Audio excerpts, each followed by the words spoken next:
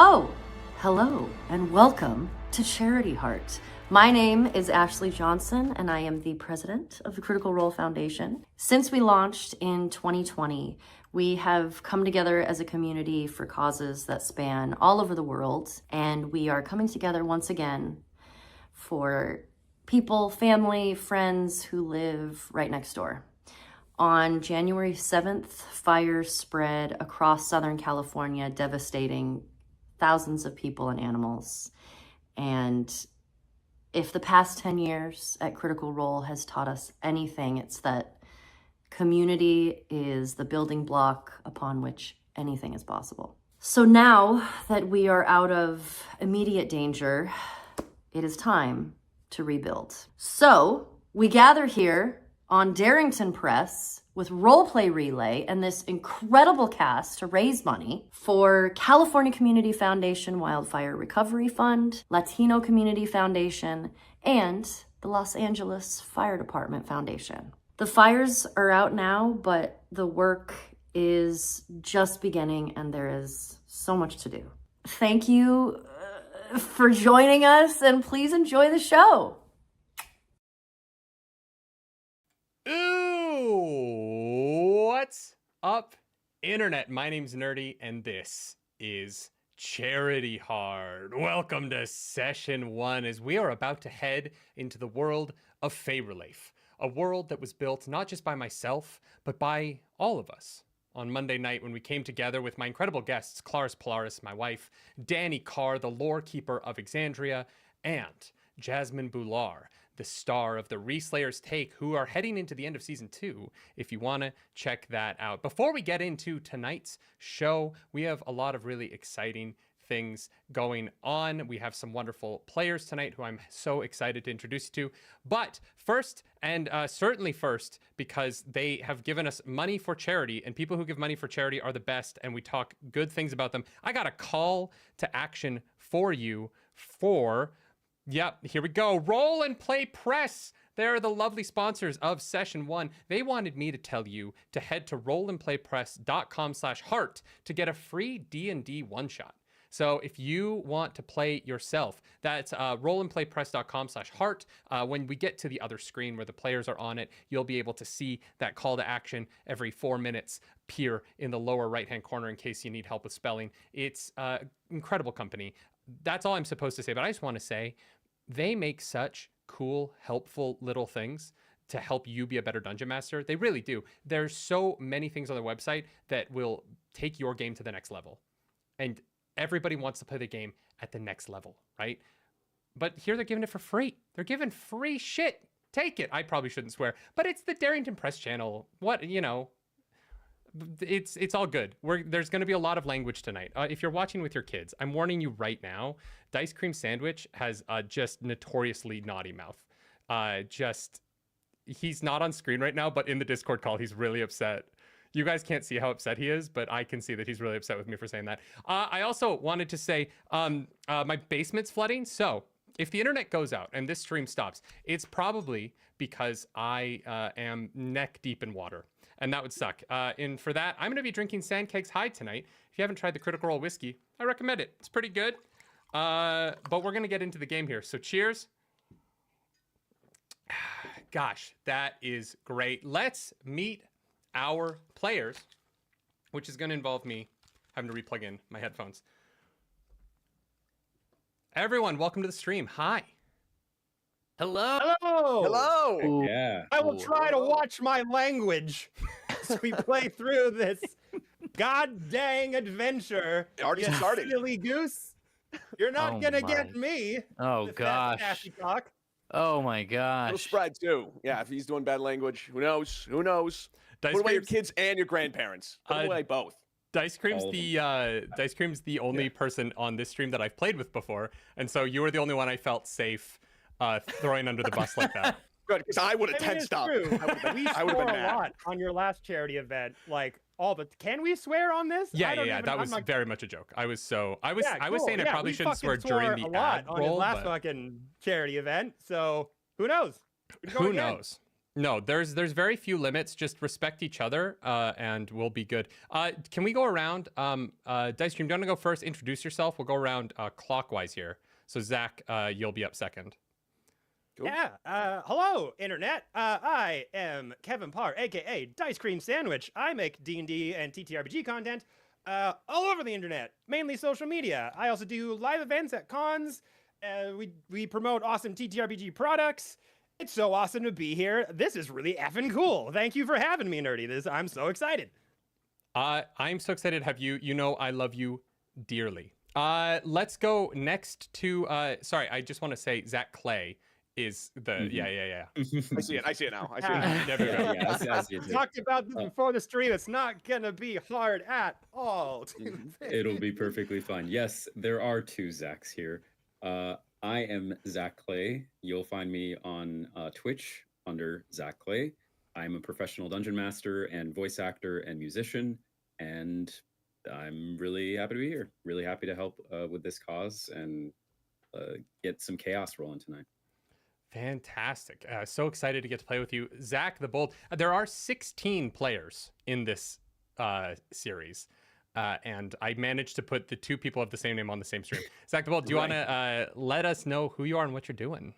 Yeah, hi, my name is Zachary Ronaldo, also known online as Zach the Bold. I make super over-dramatized Magic the Gathering and Dungeons & Dragons videos, where you can find on my channel on TikTok, YouTube, and Instagram, as well as an upcoming one-shot on Critical Role, featuring the Sweet Home series.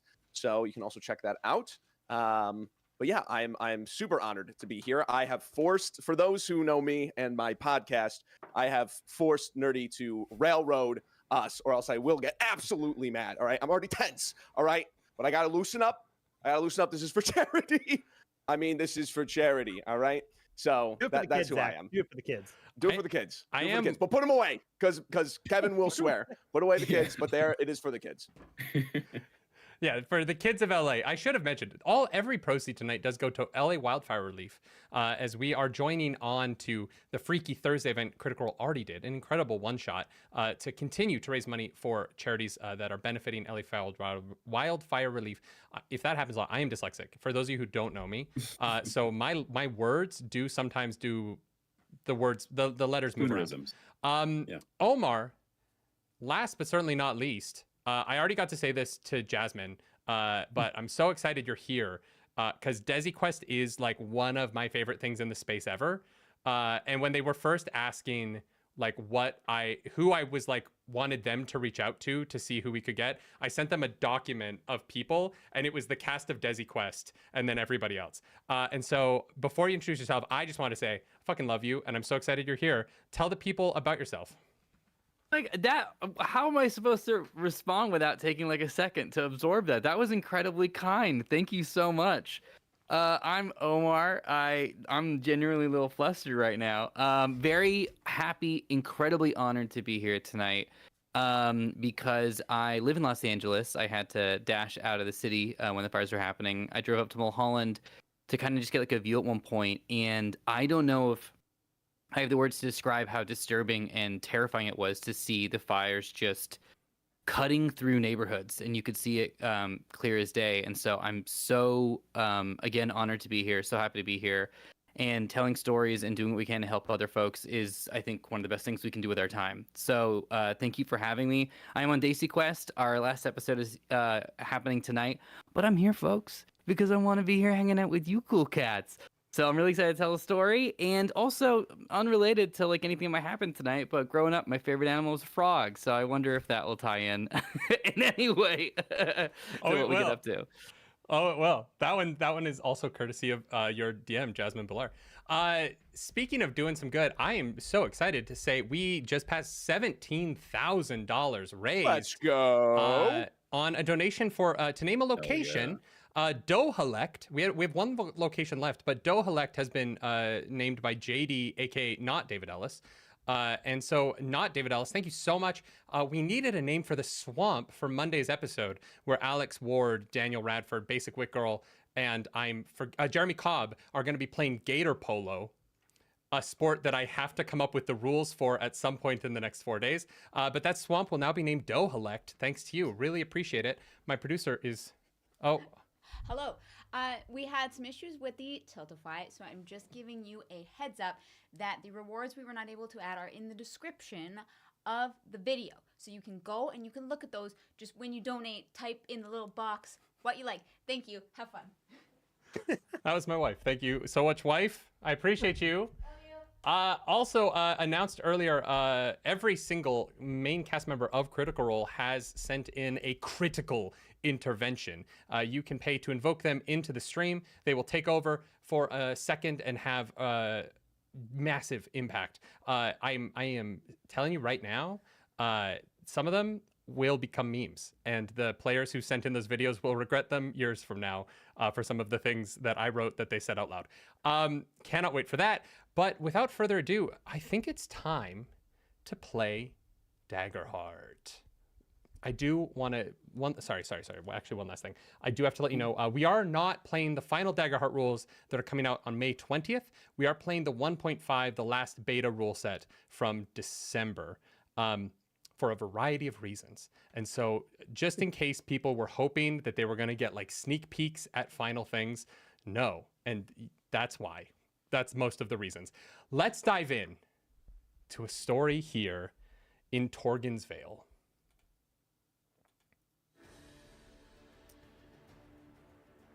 The hard crunch of hundreds of feet slapping into the snow, climbing up the winding streets of Torens Veil, a city in the mountains to the north of Faerleif, as signs with writing in a variety of languages from across the continent are carried to a protest, a combative protest between two factions of this often sleepy mountain town that presides over the local ice fields and the mining of that ice that gets sent out across the continent of Faerleif to, at times, chill a drink, at times chill some of these massive new pieces of arcane technology that require cooling in order to do the incredible functions that have been brought into life recently by Seraphis Kerr, a entrepreneur and tech billionaire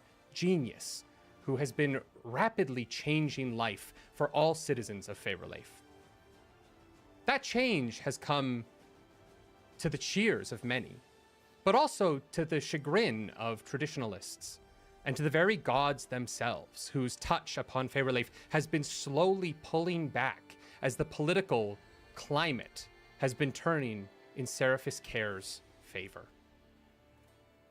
This protest is not about that, though. Today, the people of Torens Veil march, sign in hand, up to the town center to vote for or against the building of a new dam, a construction to block the valuable meltwater that pours down the mountain and into the rainforest below, where the majority of the citizens of this continent live.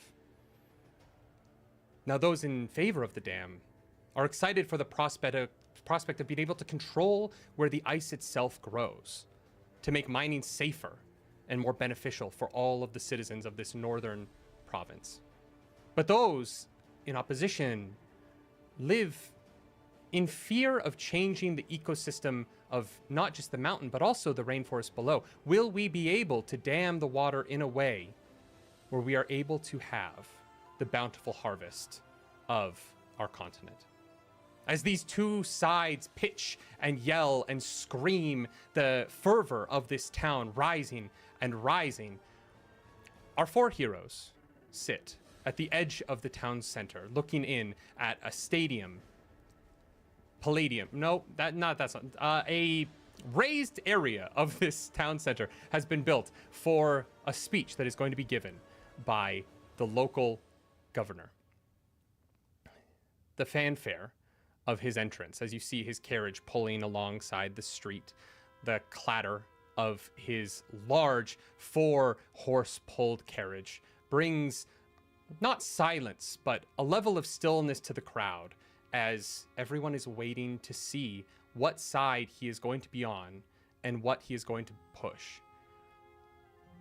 As this is happening, this stillness in the crowd allows all of you a moment to notice a small ribbit, 4-foot-tall rabbit, or frog man, who is seems to be walking in front of you, trying to see over the crowd in front of him, just sort of peeking his head. Oh no. Why is it always on the day where I need to get something done?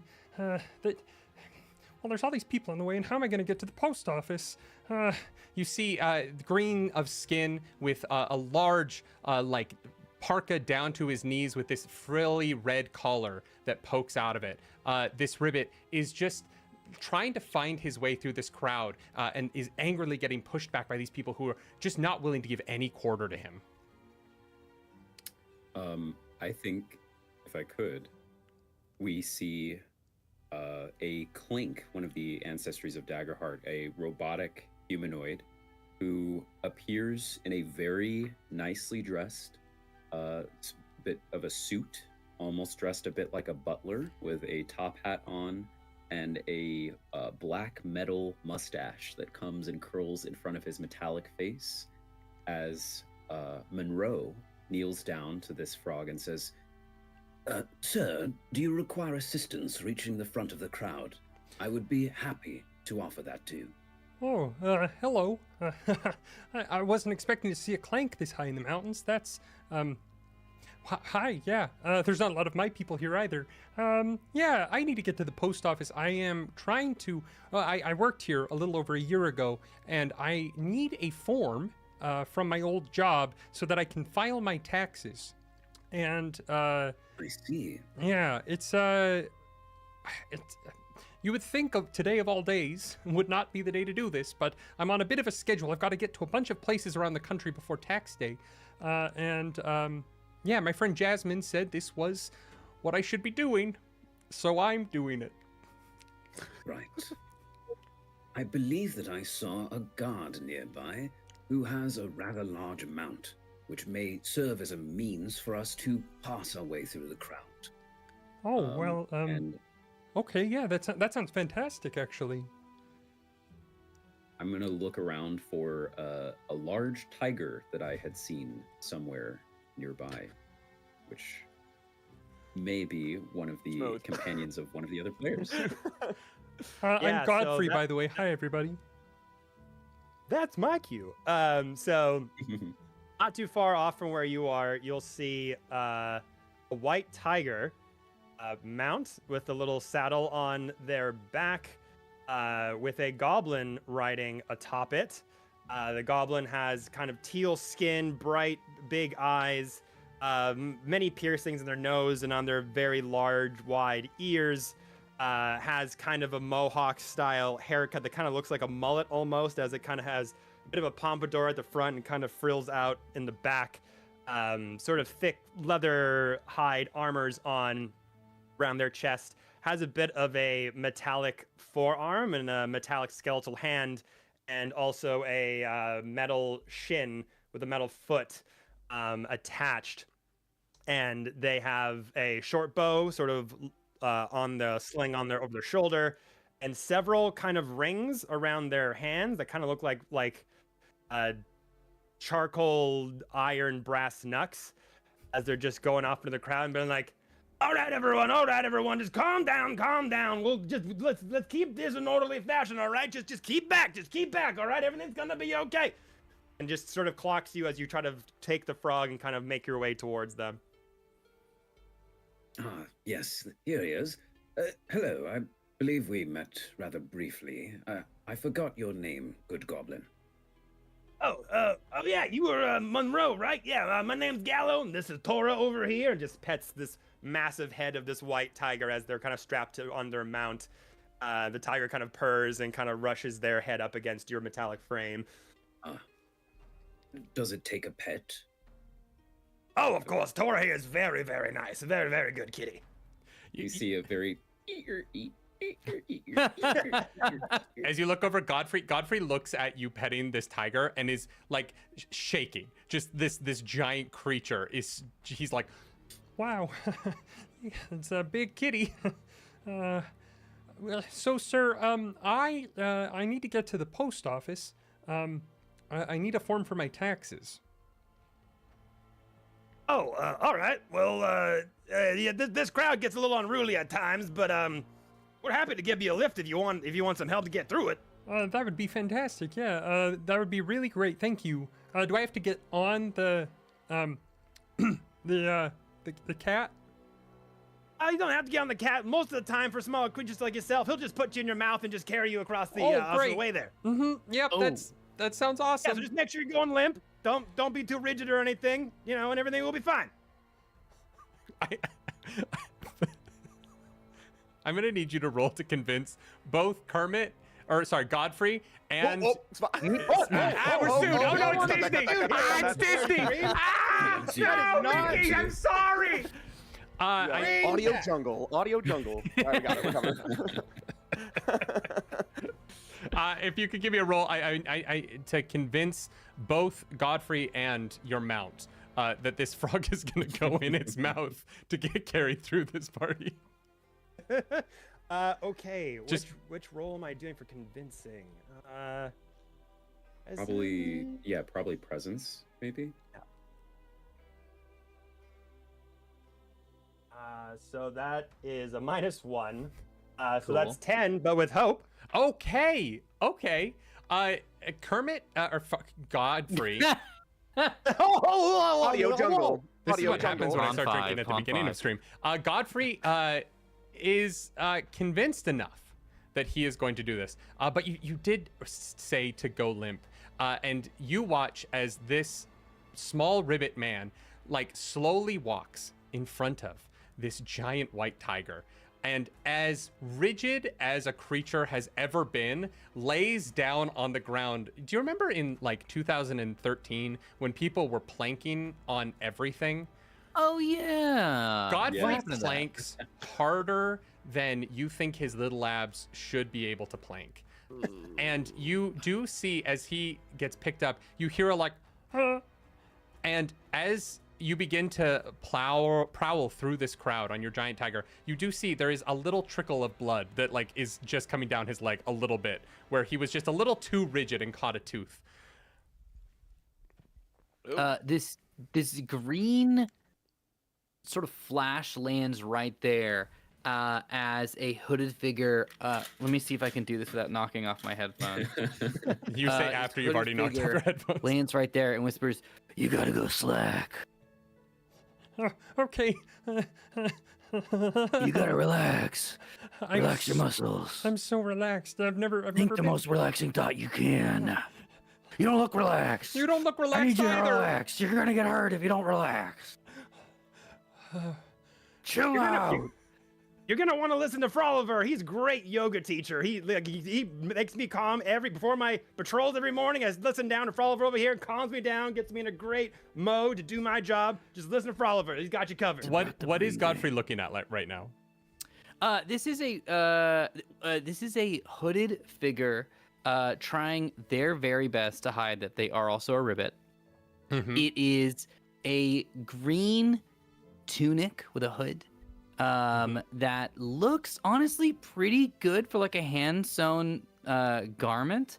I would say very impressive for prime time, but like maybe not cinema quality, but we're getting there. So it's CW. A bow and arrow set, and every time you try to kind of like make eye contact with them, they turn a little bit just to catch as much shadow as like contrasty as possible. This is Froliver Green. Very little is known about them unless you talk to them just like a little bit longer. All right. I think that there's as you get in close, I think that as you're trying to catch these shadows, there's a moment where you're doing a really good job hiding that you're a ribbit, but ribbit knows ribbit. You know what I mean? And at first, your presence is just overpowering for Godfrey. And he's like, oh my God, I'm in the mouth of this tiger. Someone is yelling at me with the graveliest voice I've ever heard them put on. And then they look up and see deep behind the domino mask over your eyes. Those are ribbit eyes. And for the first time, Godfrey finally is able to relax and is comfortable in the mouth of this giant tiger. Great. Froliver leans down and goes, Okay, but seriously, like, you just stay slack because, like, you'll get bit. yeah, okay, yeah. you sound good. Oh Are you no, good? absolutely. Yeah, no. I'll be the slackest slack that's ever slacked a slack. That sounded weird. All right, Okay, hi. great, good. All right, back I'm in. Godfrey. by the way. "Good, you did it. That's good. Great. Don't tense up." Cool. As you make your way across the crowd, you see the post office is just on the other side. And because of the size of this tiger, you're able to cut quite a swath. Anyone who would want to rebuke you it sees this massive, and it's like, no, I'm willing to fight someone on the other side of this political cause. I'm not willing to fight whatever the fuck that is. And you are able to easily kind of make your way through. You make your way to a post office building, the same sort of like architecture as the rest of these buildings. It is really clear as you look around this square, this is very much a company town. Whoever were the original ice miners here, they were like, we're going to slap together the same building 85 times, and maybe some of the insides will look different. And as you open the door to this post office, Kermit, I'm doing this to myself. Audio jungle, audio jungle. I'm Don't worry, falling Jim. apart. Don't worry, Jim. Oh, look, there's the water. No, I'm kidding. It's fine. Godfrey climbs out of the mouth, and it's like, Well, thank you so much. I really hope I can get this tax form, because filing your taxes on time is important, and everyone should remember that. and you hear that like ding, ding, ding, ding as he opens the door and heads into the post office. I'll say as he opens the door, it'll slam into this very like short but stout and sturdy Fungril, who is like red and white mushroom cap, no face, just like straight white, bone white fungus structure, whatever. But yeah, and then like covered in like also a section of like different kinds of colors of fungus and mushrooms growing on them. A large book on their right hand. You see that there's like kind of wood growing out of this Fungril as well, kind of turning into like this makeshift armor. And you'll notice that like coming out of the sides of this thing's head are branches that come out and kind of shape in the shape of glasses. And you hear, you know, every time I come to some place like this, they ask me to grab a tax form like I'm gonna do my taxes or something like that. What am I, a nerd? I look at this little frog guy and I go, hey, you should never do your taxes, actually. And that is legal advice. Me, the character, Sporlin, saying that, not if anyone was controlling me from a third-party deity. It's just bureaucracy. They're trying to control you. I agree Exactly. with it. Never pay your taxes. Well, Actually, doing your taxes is a rather nice thing to do as a citizen that contributes to a larger society. As you are having this debate about the value of taxes, I want to be really clear before we move on. To the lady from the Canadian Revenue Agency who is auditing me currently, I take my taxes very seriously, and all of these are jokes, and I'm grateful for the effort that you are putting into me keeping my money. You hear the fanfare, the trumpetous roar of the stage. There are no real trumpets. There seem to be these newfangled arcane standees that are able to project sound into the environment by themselves. New inventions are cropping up like crazy here in Fey Relief. And you see the glow of the purple crystal inside of them. The crystals found only beneath the capital Dukdelv, which allows for these two courts to compete with one another, but also to wield such immense political pressure on the surrounding area of the continent. And you see as a rather large daemon man, actually no, didn't they change that? There are too many versions of Daggerheart in my head. An Inferis man steps on to the stage, his shock white blue skin and white hair in a large braid as he walks forward in a suit of armor that looks cobbled together from different metals of copper and bronze and pewter and steel, this alloy of a carapace that sits all the way up to his neck, where you can see creeping just over the collar these scars of frostbite that arc up towards his ears. He walks slowly and meaningfully towards the podium at the center of this stage as he raises his arms to quiet the crowd. And he looks out to his right, this anti-dam faction trying to stand up for these gods who are slowly leaving the very world that we live in.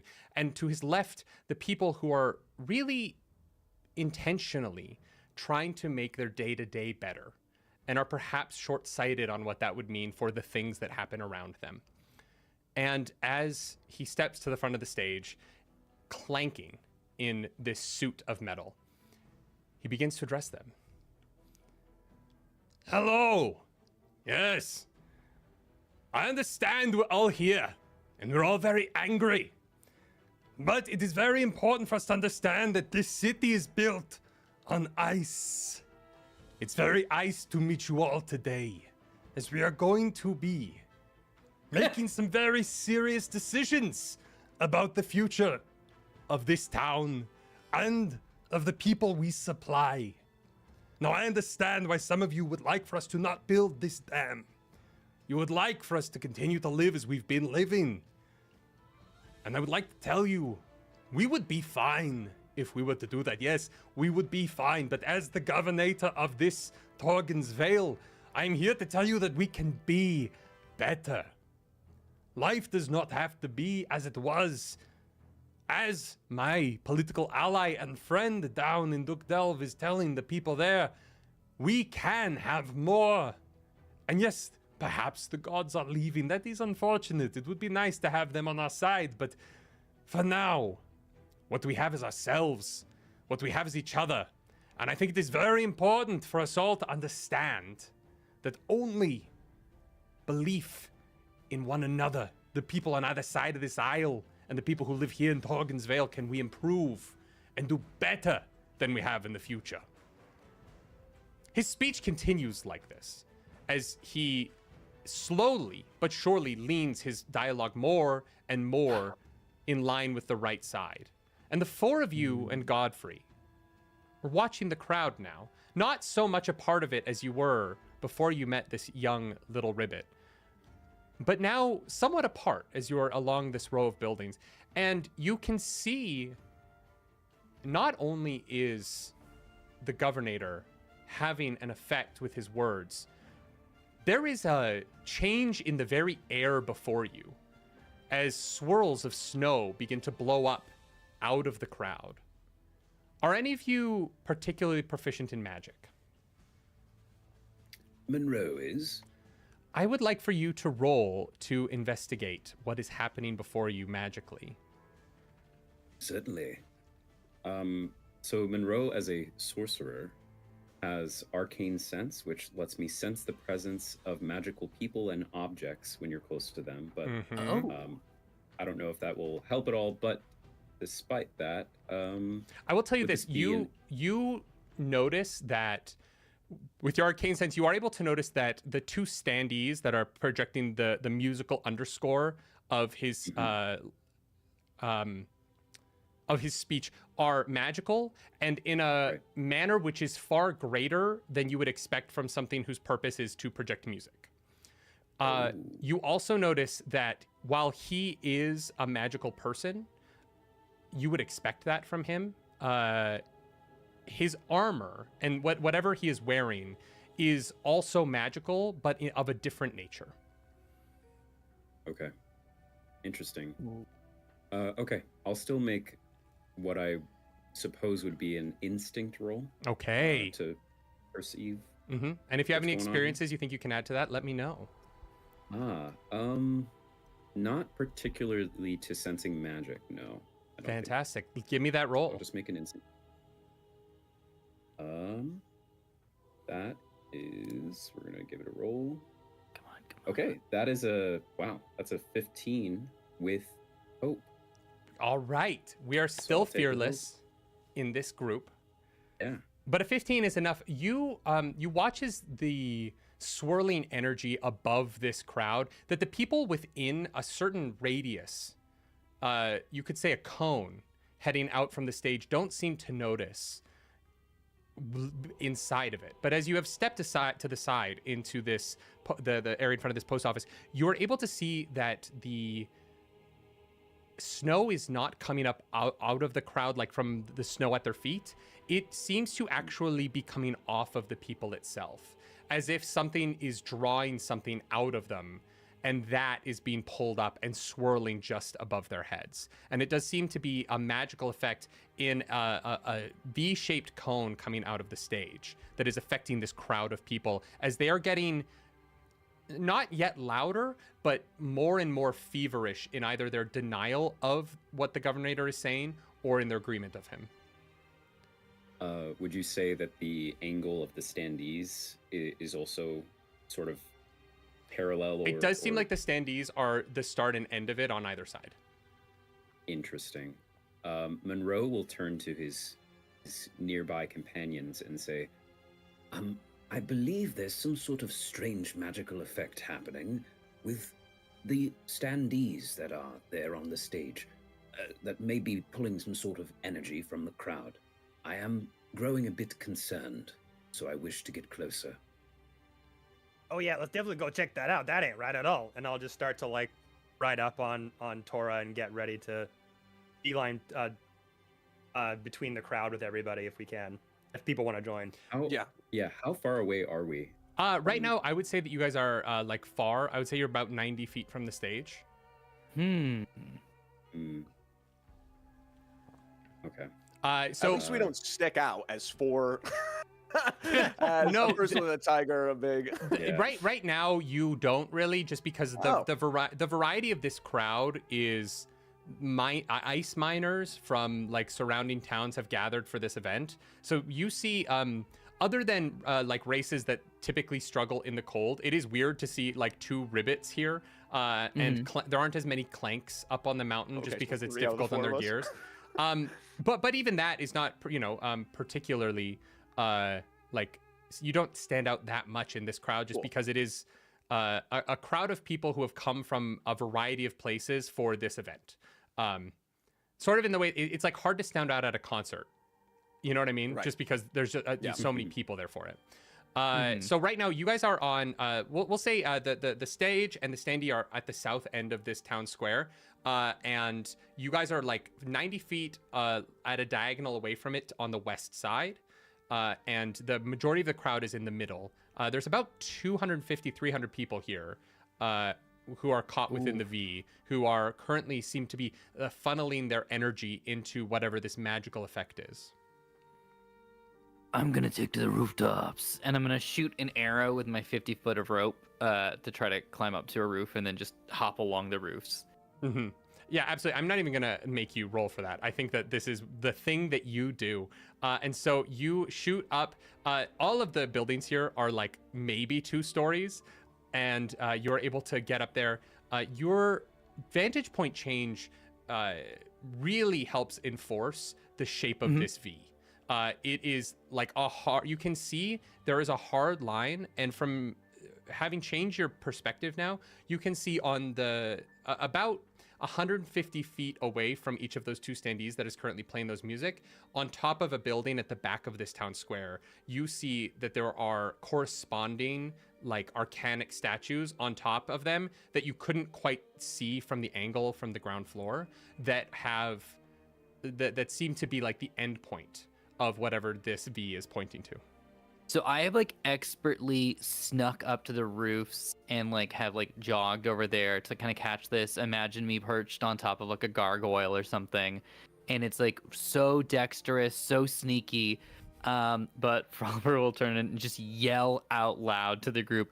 Okay, so it looks like there's some statues back there that are siphoning the energy, or the energy is coming from them. Do you hear? Well. I don't know if you can hear me. I'm very far away. Let me get closer, but I'll continue to yell this. Some in the crowd is like, we can hear shut you up, fine. we're listening to the see you governator. very clearly as well. I can hear you, but can you hear me? Yes, very well, very well. No, What's he yeah, saying? yeah. I'm sorry, he has to speak up. I mean, this is just insane.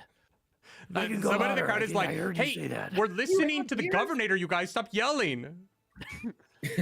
Oh, I'm sorry. Our man with the tiger is on top of the friggin' railing, yelling down to us, and I can't hear him. Can you please be quiet? Can you tell this guy in the armor to be quiet? I'm trying to hear my friend. Hey, enough. Hey, listen, some people, this is an outside conversation. Okay, and I'll like hop down. That was incredibly rude. Listen, there's some Yeah, who is just this for guy? feet. Yeah, who told me that? Describe this guy. I want to beat him up. Yeah, who's the NPC that did that to us? Yeah, you see, he is, this is a regular human. He is bundled up. He's like the most bundled up person in the crowd. He has like the largest, thickest parka with a giant like infinity scarf on top of it, and a toque that's pulled down over his ears. He is just mittened up. He is clearly freezing. Yeah, there is a part of you looking at him that he seems like he is really not doing well in this cold, and you have to wonder, like, are you from here? Like this is like every day. And then as that moment, you look around this crowd and you see on the side of people agreeing with building this dam, you're seeing a number of people that you're like, that guy looks really cold for someone who lives here and works in an ice mine. And as you kind of scanning the crowd because of this guy, you realize on the side of people who are against the dam and are want to keep their life the way that it is, you're realizing more and more of those people, some of them are bare-chested. You know what I mean? You see an 8-foot tall rabbit man, really only like 6 feet, but those ears, they really distort the height.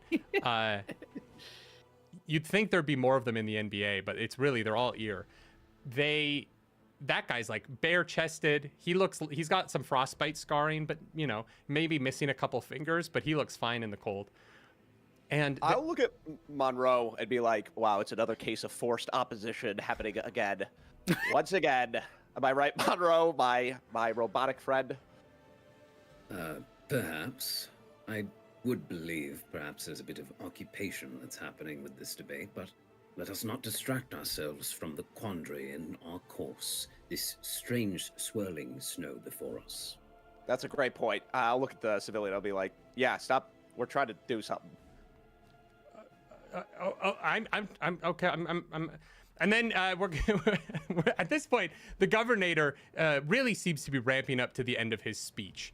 And you hear from the stage him say, there's 2 courts down in the rainforest down below, and for a long time, they've run everything. They've told us how to live our lives, and all they've asked in return is for everything we make.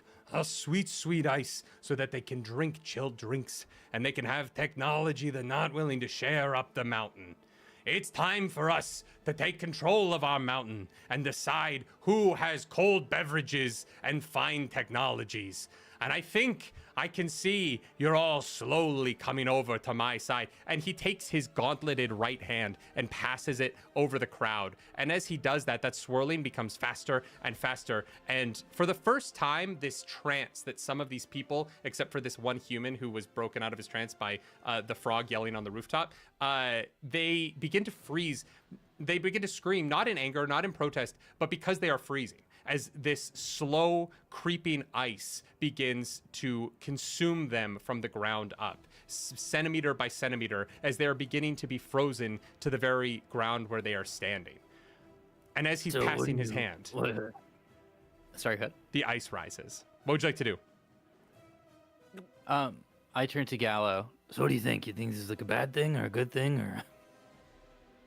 I mean, he likes to make a lot of ice jokes, but I don't know if this is a part of the act or not. I've never seen the ice actually try to kill anyone before. What the fuck? Hey, Governor, are you doing this? And just like point up to him. He looks over at you and he goes, "Welcome to the Ice Age." I didn't want to know who killed the dinosaurs. I asked you what. No, it's a reference to never mind. It doesn't matter. Ah, shit, the 4 of you weren't caught in it. Whatever, it doesn't matter. I think I have enough heat. And you see, as he flips his hand over, there is seemingly a progress bar on the inside of his wrist. And he sees that it is fully charging up. As he seems to be freezing these people, the heat of their bodies seems to be powering the gauntlet on his right hand. And you see, he clocks that the 4 of you are not inside of whatever this effect that he's having. And he begins to absolutely book it in the opposite direction, heading east, running along that diagonal of people, trying to make it out of the town square. What would you like to do? Hey, where are you going? You still gotta pay me. And I'm gonna like start to book over. Yeah, because Gallo, you're on your tiger, right? Yeah. Which can, I imagine, moves fast. All right. Monroe will turn to Sporlin and say, Please hold on.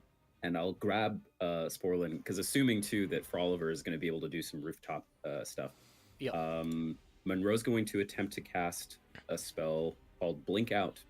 It says make a spell cast roll, 12 in parentheses. I imagine that's my difficulty. Okay. On a success, I can spend a hope to vanish, teleporting to another place within far range. Far is 100 feet away. Okay. So if I just get there, and then if there are any creatures in close range with me, when I succeed, I can spend an additional hope to bring them with me. So hopefully this works. Yeah. I'm going to roll. Here we go. Oh my god.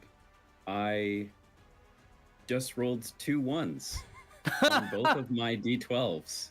Awesome. So I turn to Sporlin and say, "Please hold on." And then you see suddenly, like the arm sort of sparks out. Oh my god. And says, "Oh, that's not supposed to be happening." And nothing happens. No, actually, it does.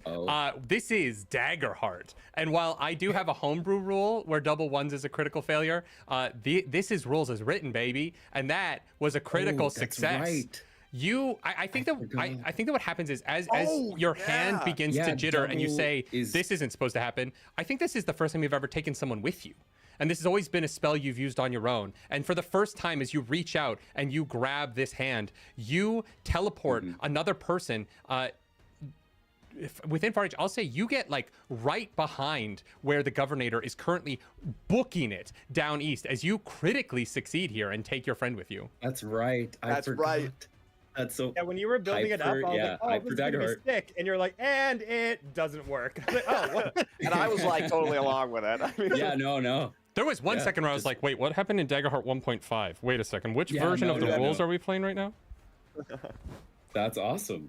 Yeah, That well, rocks, I critically succeed. And as the sparks go away and I blink my robotic eyelids and look around, oh, it did work. And then look at our the governator next to us. All right, make sure that you mark that you got a hope there for the crit. And I would say clear a stress, but you guys don't have any stress yet. So, because you didn't get caught in the ice field, because you helped Godfrey out. Look at what being a good person and helping your fellow man does. Sometimes it keeps you away from environmental damage. Who wants to go next?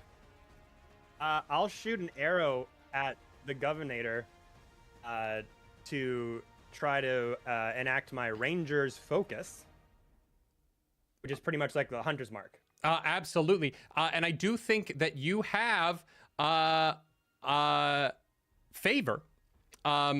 So you have a plus d6 that you can add to any roll. Oh, wow. Okay. So I can spend a hope. That's courtesy of Brando. Brando, thank you for giving that favor. We are going to get into the favors now. We didn't need to use one on the first roll because it was a crit.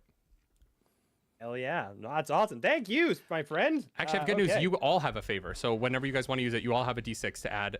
Thank you to Brando. Thank you to That Sweet Ham. Thank you to Sean L. And thank you to Rebecca McDilda. Thank you, everyone. Also, Glenn Finney. Through my veins. I'm so excited to add the homebrew item Potion of Dance Fighting to a future session when I figure out exactly what that is. And One Shot Bards, thank you for buying a seat at my Daggerheart table. You guys, if you want to play Daggerheart or Candela Obscura with me as your DM, those donations are available. Anyway, let's get back to the combat that we're kind of in the middle of. Didn't intend for this to become a combat. All right. Roll an attack roll for me. Yeah, so I already did. So with the I added the d6 to the roll, and it was a +3 with my short bow. Okay. So altogether, it's an 18 to hit, but with fear. Let's yes. Give me a freaking fear. An 18 just hits. Heck yes. Okay. So I do my damage, and then some extra stuff happens with the hunter's mark. So damage will be 2 6s. That's great. 12, 13, 14, 15, 16 plus 3, 19 physical damage. What a hit. And then with the ranger's focus, so I'll know precisely what direction they are in. All damage rolls I make against them also deals a stress. And when you miss them with an attack, you can end ranger's focus to re-roll your duality die and take the new result. So it's like getting an advantage if I just want to end the hunter's mark altogether. Okay, hell yeah. We could flavor it that I'm running with Gallo being like, "You haven't paid me yet!" And then like run after him on top of Tora, stand up as the tiger just starts to book it towards them. And I take out my short bow, line it up. And this arrow particularly has a little bit of colored smoke that comes off of it for me to track prey in the wild. So I go, and it just soars through the crowd and hits them in the shoulder, and this bright blue and red smoke just starts to fly up in the air. One of the things that you notice as you shoot him, and the arrow does connect, but you watch the armor on his back almost pulls away from his body to connect with the arrow. And you watch as the armor itself, oh, there goes my Apple Pencil, seems to like reach out to block the arrow. And it is where you would expect an arrow to ping off and go, off of armor and fly off into the distance. This arrowhead seems to sink into the armor and is slowly being consumed into the armor bit by bit as he continues to run. I am going to take that fear. I have a couple fear because I start with some because there's 4 of you. I'm going to take that fear you just got, though. He is going to just keep booking it. And so as I'm going to spend that fear to get him just to the edge of the town square here, as he's going to full on fucking dash run. And as he gets there, the 2 buildings on either side, these 2 entryway buildings that have been somewhat empty for about a year now, storefronts that you're waiting to no longer vacate, they crash into the street as stepping out of 2 of them, there is an ice giant on either side of this street that step out of the building and begin to step in the way of the governator's retreat. Oh, okay. Well, this has kind of escalated a little quickly. I'll be honest with everyone. He had a plan, you guys. He had a plan. Yeah, I guess so. Oh my gosh. And that's gonna be that's 2 fear from me, and it's back to you guys. What do you guys want to do? Well, I just hit them with an attack, so if anyone else wants to jump in, go for it. Big is this ice giant? Like 16 feet tall. Okay, doable. Wonderful. I will throw my book out as it begins to levitate, as like swirling arcane kind of a glow fills the inner most part of my spectacles, and then it'll fall out. I was looking at bug facts. I actually don't have anything to do with magic, and I'll pull my battle axe out. And I'm just gonna charge straight ahead, and if I have enough distance, can I hit this big old giant? I'll 1v1 you, man. I think we need to check on where we are, though. Rhinoceros beetles bigger than you. Wait, so Monroe, you teleported Gallo. That's no, I teleported Sporlin. Yes. Okay. Yeah. So you would be able to you would be able to. You know what? He dashed. I'm gonna say that it's gonna be a roll. So I'm gonna need you to make a physical roll here to see if you can get up close to him and get an attack in on this turn. I'm assuming that's agility based. Yeah, it would be. So make an agility roll for me. Okay, that is 15 with hope. Oh, yeah, that absolutely succeeds. Take your hope as you run. There's a moment where you're like, oh, right, I'm running on ice. This is dangerous. But you're a competent, lifelong member of Torens Veil. You get all the way up to this giant. When you first start running at him, there is that moment of like, I can take that guy. And every step closer, there is that like little thought in the back of your mind, or like, wow, he's really tall. Like that. Wow, I've seen that part of Attack on Titan. Yeah. But as you get up close, your battle axe in hand, this man is currently freezing hundreds of people to death off to your left. So what are you doing with that battle axe? The instinctual TTRPG player inside me is like, you are telling me not to fight this big old giant. But I will make it so that we will get a definitive answer whether or not we're going to fight this giant. So I'm going to fight this giant. Yes. I'm going to swing down, even if it's to his big toe. I'm going to split the nail, and I'll take an attack against this giant. I'm trying to see if I have any like fun stuff. But I think it's all pretty passive with my armor and whatnot. Yeah, so I'm just gonna take a swing. Absolutely. Right. Let's do it. Holy schmoly. Oh my gosh. I should always play Daggerheart. I roll great with D12s. That's gonna be 25 to hit. With hope? With hope. Oh my god.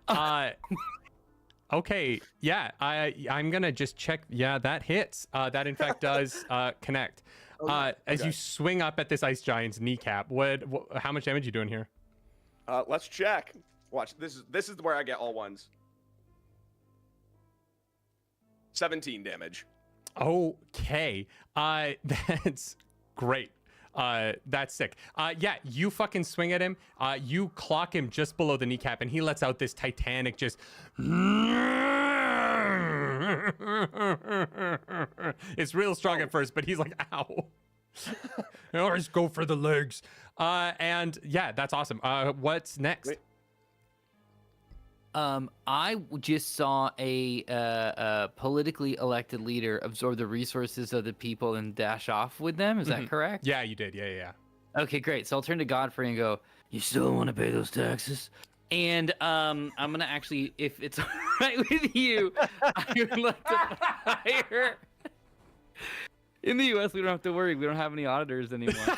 I would like to fire an arrow, if it's all right with you, Yeah, it is. into the sky and then hit it with a fireball to try to heat up the public. Okay.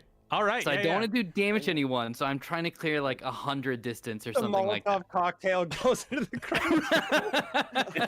They're ice from the waist down, but they're on fire from the hips up. Yeah. Keeping you warm. Be grateful. This is Yes, the best absolutely. you're gonna get in the moment. No, I fucking love it. Let's go. Okay, great. So This is going to be a would you high like me to- DC because you have to like hit that sweet spot where you can do Okay. enough to the crowd without hitting them. If you do roll like a 3 with fear, Okay. bad things will happen. Okay, here we go. So I'm gonna roll on my fireball here. Mm-hmm. Here we go. That's going to be a what am I looking at here? That's a 6 with fear. Mm-hmm. Okay. How's that? So how do you feel about that? How good is this That's not plan going? great. Don't pay your taxes. Not even looking. Shoot the fireball. It's gonna work, right? As you watch as some of the taller members of this crowd, the snow hair people with their tall ears, some of the Goliaths, the Turtles. The Turtles are immune to this, but the Goliaths who do have hair no longer do. And the ribbit or the rabbit people, they're really missing a bunch of fur on the top of their ears. They're more concerned about slowly freezing to death than they currently are about a haircut. But you have drastically changed the scalp of a few people with your actions today. As I glance back, I was expecting it to be like, you walk away from an explosion without looking back. That kind of like cool troublemaker situation. And if you'd rolled But when I well, glanced- that could have happened. And in a different universe, sure. Yeah. But this happened, so I'll just glance back and I'm sorry. Actually, I have to go, and then I'll just start to book it over to the rest of my friends. Absolutely. All right, Zach, what are you doing? I feel like everyone's gone. Yeah. So Governor's still running. 2 ice giants here to stop us. Crowd is freezing and burning to death. Yeah. Correct. Yeah. Okay. Freezing and burning. They're only burning. They're only burning on the top of their scalps, but they are freezing to death. Okay. Good. Okay. Is there the mechanisms of the standees? Is that is that still actively doing something to them? It does seem like the range within which they are being affected by the ice creeping up their legs is only happening within those 4 standees. The governator seemed sure that he had gathered what he needed based on what you saw before he ran off. But yeah, the standees do seem to still be holding them in place. I see. Okay. And then you mentioned something about these like arcane devices as well on a roof or something. Yeah, so there's 2 standees on the stage, and then there's 2 similar ones on top of the buildings that are opposite them at the end of kind of this cone of cold, we'll call it. And Great. there is an arcane gem, this purple arcane gem that comes from the capital city of Dugdelv in each of these that seems to be spinning and powering whatever is happening.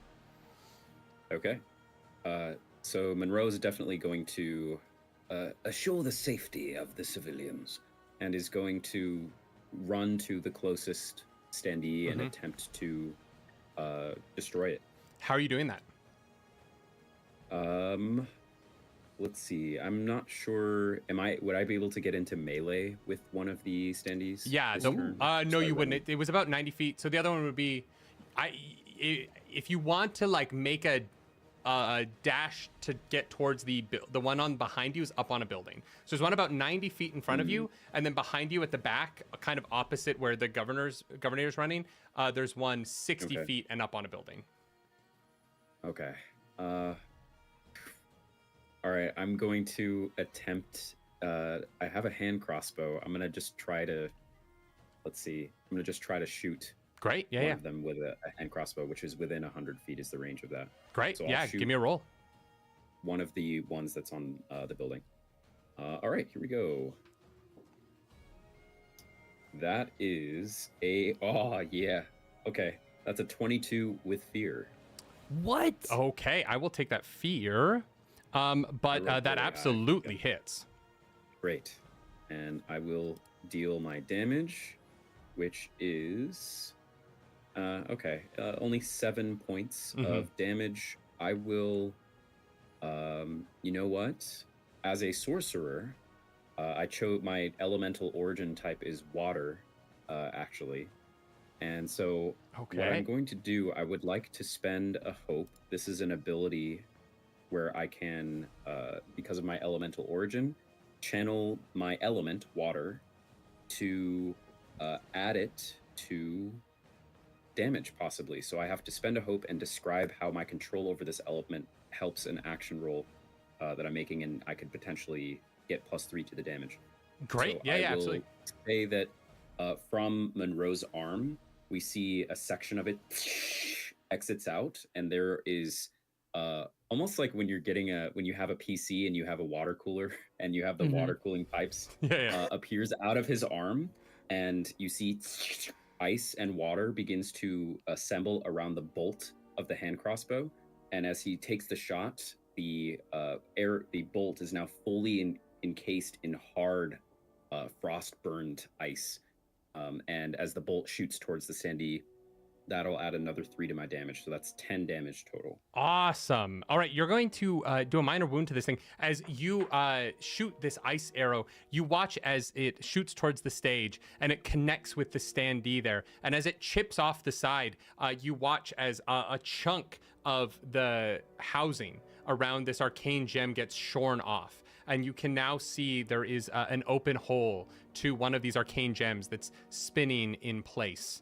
In the middle of this thing. I am going to step in with some of my resources here, and I am going to have the governator turn to the ice giant that currently has a rather grievous wound below his knee and say, I need to get on top of that building. You know the plan. Let me up. And this ice giant's going to kneel down and he's going to grab the governator around his waist and just kind of like punt him up onto the top of this building. And as he kind of leaps up into the air, you do notice the suit is clearly assisting him. There's some sort of like jetpack that comes out of his feet that allows him what should be even a tough lift for an ice giant to get off the ground. And he's like, yeah, whoopee, this is fun. I like the air. And he lands on the roof and he runs to the middle of these two standees and he takes that right gauntlet that has that power bar on his right wrist and he pushes it forward and he begins to, with his left hand, play with the back of the gauntlet as energy begins to swirl in front of his right hand. And with that, I'm going to take my other little fear resource here, and I'm going to have Ice Giant number 2, who is fully healthy, come over and attempt a move that I like to call it's clobbering time, as he's going to take both of his hands Now, why would he try to do that? down on you, Zach. Sorry about this. Don't be sorry. Does a 13 hit? So, okay, I had a question about Daggerheart question. Yes, can I choose when I hear the number? Can I choose to apply armor? Armor is applied to damage. So once if it hits, okay. I will so I'll tell you a damage number, I see. and then you Cool. can use armor to get that damage under your thresholds. So this is compared to my evasion. Yes. Wonderful. And what was the number? 13. Yes. It does. Amazing. Well, then in that Great. case, I have an ability that could help with that if I'm near. It doesn't say it like within very close range of me. I don't know if we're very in. I don't know what our distance is between me and Sporlin. I if we're believe near you're each still other back or over by the far. post office. Because you didn't get Pardon me? teleported to the other side. No, so I just yeah. So they're not. No, near me at all. you're with Omar's. Sorry, Omar. What's your character's name? Oh, Froliver. For Oliver. This is a good time to remember. Froliver, you have a new favor from Spinock. Mm-hmm. You have a favor from Spinock. D6 you can add Amazing. to a roll. Thank you. So no, you guys are still on the other side of the town square, and so we're going to do a little bit of a damage roll here. That is going to be 15 damage to you, Zach. Okay, I will use an arbor. Mm-hmm. And then I'll decrease that by 8. That's my armor score, so I decrease that by 8. So each of your Okay, armor then slots I'll will minor decrease damage. by 8. Cool. And And I will take 1. yeah, this ice giant like clobbers over to you and is like, "That's my boyfriend," and he brings his hands down on you. Cool. And as I go, I prepare for the inevitable, kind of like that dog that's like looking in the meadow where it's like really warm. I'm going to use my ability, which is a Guardian of Vengeance ability, where I can immediately take an action to, when I'm hit by an enemy in melee range, I can roll a number of d6 equals the amount of hit points I marked, which is 1. So I will deal, I got to grab a d6, which is right here, readily to go. And I will be dealing. Oh, wonderful. Oh, wait, I can reroll that because of. Wait. Oh, no, when I make an attack roll. 7 damage back to him. Oh shit. Okay. Let's go. Yeah, as you do a minor wound back, and did you use your armor? Did you get that under a minor wound? My 12 is my threshold for minor Great. Yeah. damage. Yeah, so. Awesome. So you got it under. That's fantastic. That's gonna be the end of my turn. So what are you guys doing? I'll take a swing at the same time. Go for if it. you want me to. It went I'll be like, really "Yeah, well cool." last time. Oh, so you need your homeboy to come over and help you out, but I'm still gonna friggin' kick your butt, dude. And then I'll go over. I'll be like, "This is like when a millipede fights a beetle." I like how I made a character with bug facts, and I don't know anything about bugs. So I will go ahead. Can I go ahead and attack? Yeah, go for it. This guy. All right. This is the same one. Wounded one. He was douche. Oh my gosh. Dirty 20. I don't even know if that matters. Here in this, we but yeah. go. With hope or fear. Cool. All right. So With I hope or will fear? go ahead. What'd you say? With hope or fear. Oh, sorry. Fear. Amazing. I will take that, and that does hit. Sweet. They're I big can and reroll beefy, that but because they're not. I can reroll 1s and 2s on my attack damage from not good enough, which is an ability. Oh man, 27, 27 damage. Jesus As Christ. I take out, I have a really sharp wooden axe. Yes. I go, well, why don't you take this back, buddy? This is my grandfather's. He made it, and I sharpened it. So, why don't you take this? This I'm like the strength of a wasp. Guys, feed me bugs. Feed me bugs. Donate and feed me bugs. Dude. He's like, what is a wasp? What is Well, that? it's kind of like a fly, but with a stinger on it. Oh, it's too cold here for those things. No, I guess that makes sense. Yeah, and I'll swing into him. Zach had a really cool description of like this thing, but yeah, I'll take my axes. I literally just swing into the same wound. Whatever. And I really give it to him. And he rolled a 2 on his check that I just invented. You have fully. He still has plenty of health. You have fully removed his ability to use this leg as he drops to one knee, as his left leg is now completely useless as you have hacked into his knee twice. Yeah, when you wake up and look down, you don't have a leg. Remember me, partner. Remember the wasp. The thing that you don't know. Remember Yeah. I will remember this the day I learned what a wasp was and lost my leg at the same time. Yeah, jeez. Bird bags. Okay, that's fantastic. What are you guys doing next? Oh, geez. So You where see- are me and Froliver are far away from the governator? We're still like, are we still where the crowd was? Like, where are we on this? So basically, there's like a Map here. V, right? Like this. At the top of the Apple Pencil is the 2 ice giants and our buddy the Sporlin. Right here is Zach Clay. Right here are you two, and the Governator is in the middle on top of a building right here between two arcane devices. He's about 70 feet from you across, but 60 feet to the building, and then 20 feet in. Oliver, Yeah. should we go get the big guy or what? Oh, that's a good question. I mean, they're kind of doing a pretty good job taking on the big guy. Because we're closer to the Governator right now, right? Mm-hmm. I say we No, that's focus- what I meant when I said the big guy. Oh, It's okay. We get a little bit confused. That's all right. I think you were speaking figuratively, but you meant literally. No, No, wait, no, I meant literally. You meant It's my figuratively. bad. It's my bad. It's my bad. Yeah, to answer your question, yeah, let's get the big guy. Okay, sick. All right, hop on Tora and let's go. I can climb us up there. And I will absolutely Legolas mount Tora as we go into battle. Amazing. Godfrey is standing there next to you guys in front of this post office, and he just goes, Well, it looks like you guys have a plan, so I'm gonna. and he just kind of slides in the door to the post office and lets the door close behind Hey, him. can you And do anything cool? Do you have any weapons? Ah, crap. All right. he's just an unassuming little frog that wants to file his taxes. Okay. No, hold on. You know what? No, hold on. And I'll quickly dismount. I'll run inside, grab Godfrey by the collar. I have a torch. I have a torch in my inventory. I'm gonna pull out the torch, hand it to Godfrey. Hold this near where everyone's frozen. Go do something useful. Stop being in this post office. And I'll show. Yeah, sure. And you watch as he takes the torch. You guys start booking it on Tigerback as you're heading towards the building. And as you're turning around and watching to see what he does, he runs over and he holds the torch out for a second, and then realizes it's not on.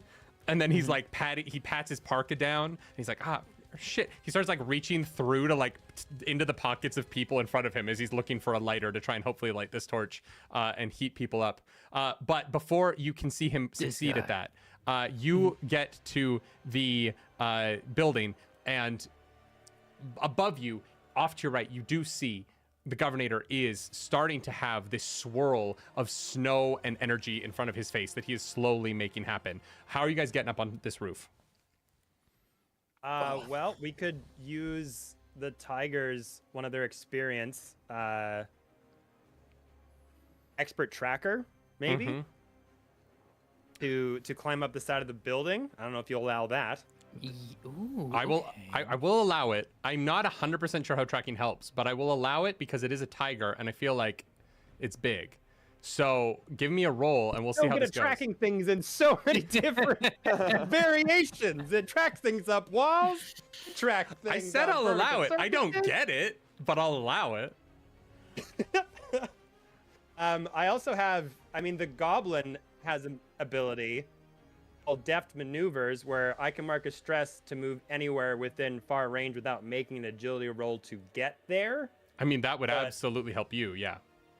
Yeah, but that would be the Goblin, not the Tiger. But we could say that I could use the Tiger to fling me as it looks like a cannonball maneuver to get a bit ahead. Okay. And then Oliver can still be riding the Tiger up the side of the building. So it's you're gonna have to toss me a moment. I hear you. Yeah. All right. That's how we work. So me and Thora. we'll say that the Goblin, which is you. I do like the idea that you're a Goblin who refers to himself as the Goblin. I am the Goblin. The That is Goblin me. wants breakfast, okay, honey? The Goblin's gonna get the rent's due. All right, I gotta get paid, and this is gonna happen. The Goblin's gonna get his money. I need you to roll for the Tiger to see if the Tiger can get Froliver up onto this rooftop. Okay. So that'll Come on, Tora. that'll Please be roll a agility, 4 with I'm fear. guessing. Don't squish the frog. With the +2. Mm-hmm. Okay. Come on. Oh. Well, that's a 12 +2, so that's plus 12 +5 with fear. Holy shit. Yeah, okay, I will take that fear. You both fling, one of you gets tossed, and while you're still flying through the air, this little goblin, you do a perfect front flip And as you are peeking through the flip and you're facing down and back towards where you came from, you watch cresting over the building behind you is your mount. And as your tiger manages to claw its way into place, I feel like you have a pretty solid landing right back on your tiger, right back where you began. And people would be really impressed. But anyone who can pay attention to what's happening is very distracted by the fact that this portal, as I'm going to use my fear resource here, this portal has opened now. And as you are looking directly ahead of you, there is a Inferis in a weirdly cobbled together suit of different metals. And the portal directly in front of him looks exactly like the town that you see, but without a lot of the buildings and with a lot less snow and ice. There's a green field as you are looking into what seems to be this same spot, but many, many years ago. And he turns to look at you and just dives forward into the portal and disappears off the roof of this building. What would you like to do, team? Governator disappeared into a portal? Yep. Is the portal still open? Yep, it's just shimmering in place there. Thanks for the ride. And I'll like shoot an arrow with my rope and try to like slide into towards the portal. Okay, absolutely. Yeah, roll an agility check for me. Okay, great. Here we go. I believe in myself. Here we go. Let's roll this and we feel good. That's 13 with fear. Thank you. I will take that. And you are able to you shoot an arrow, but you can't like get quite the right angle because of where the portal sits. And so you hop on and it looks like you're going to just completely go past the portal in the wrong direction. But you're able to hop off and you do land right in front of it. And it's kind of an awkward landing, but as you look into this portal, and you kind of look to this right and to the left, it really looks like you were looking at this same plot of land, but from a different time, a different technology. The same town hall is directly in front of you, but it looks like it should have looked many, many years ago when it was first built. And that's going to be my turn, as I'm going to take these two little fears that I got here. And unfortunately, there's only one person in melee with the giant at the two giants at the moment, and they're really upset about what. I hope everything is going well with my friends up there. They're not going to abandon me and go through some portal into a different dimension. They'll help me out fight these big old giants. One of them's going to roll a 25 to hit. No, yep, I'll just do it. And No. the other is going to roll a 19 to hit. No, yep, that'll do it too. As just fist upon fist comes crashing down on your head. Nice. The first one is going to do Orlin, you gotta see 22 this. points of damage.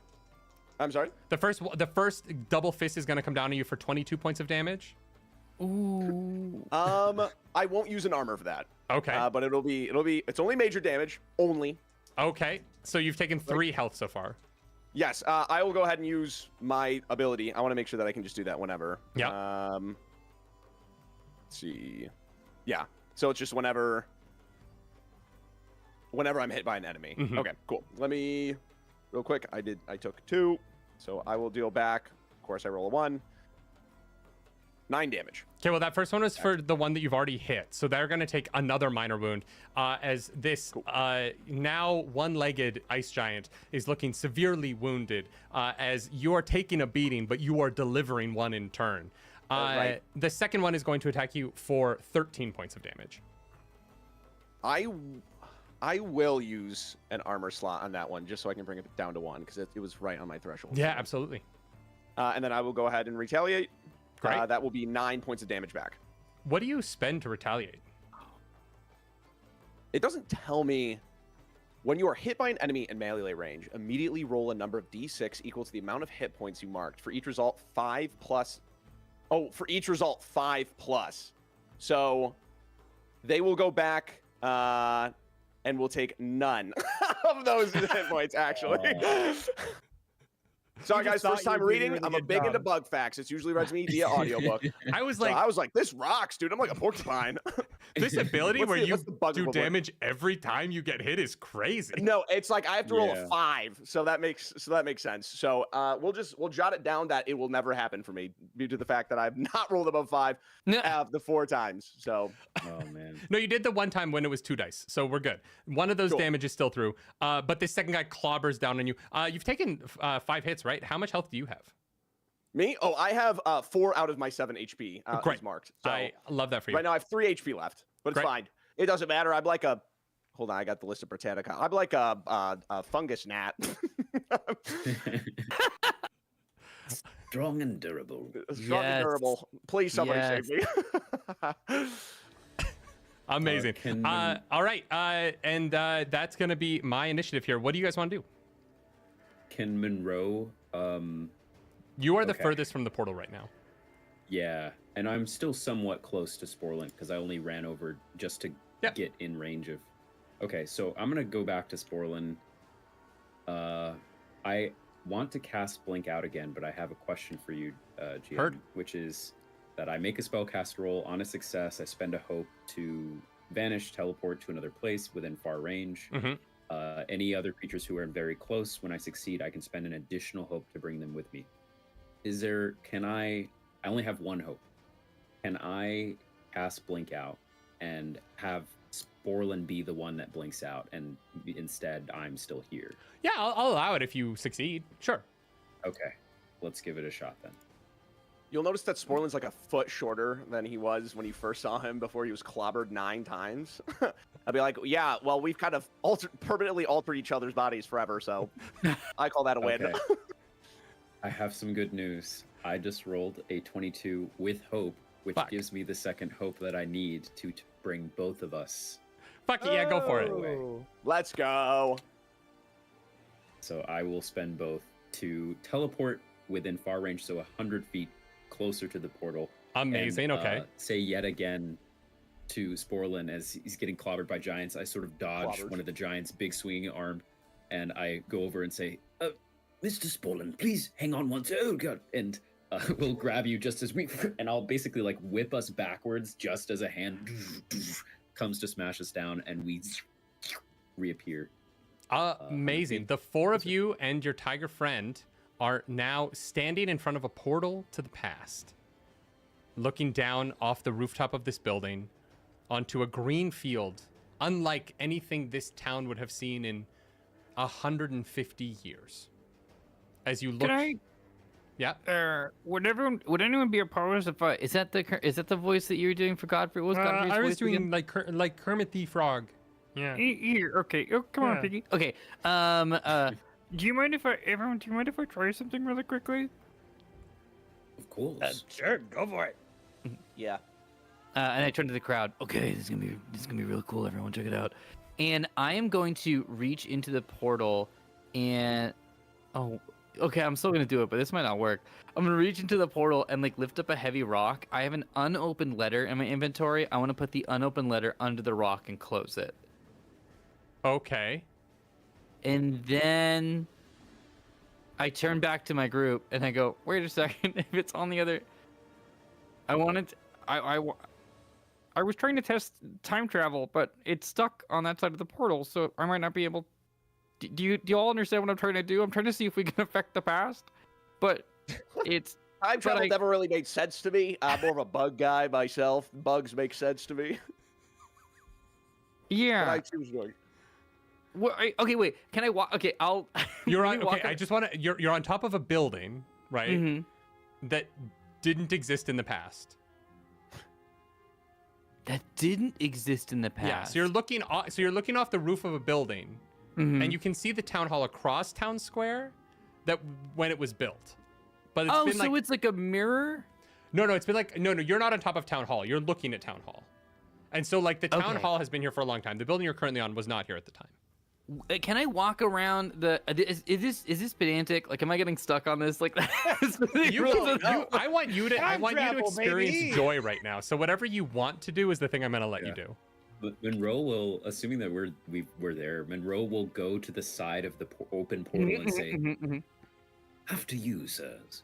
please. There are 2 ice giants And currently just- climbing up onto the building behind you, trying to get to you. The You should goblin's got to get paid. And get going. I could Into still the take them, but portal.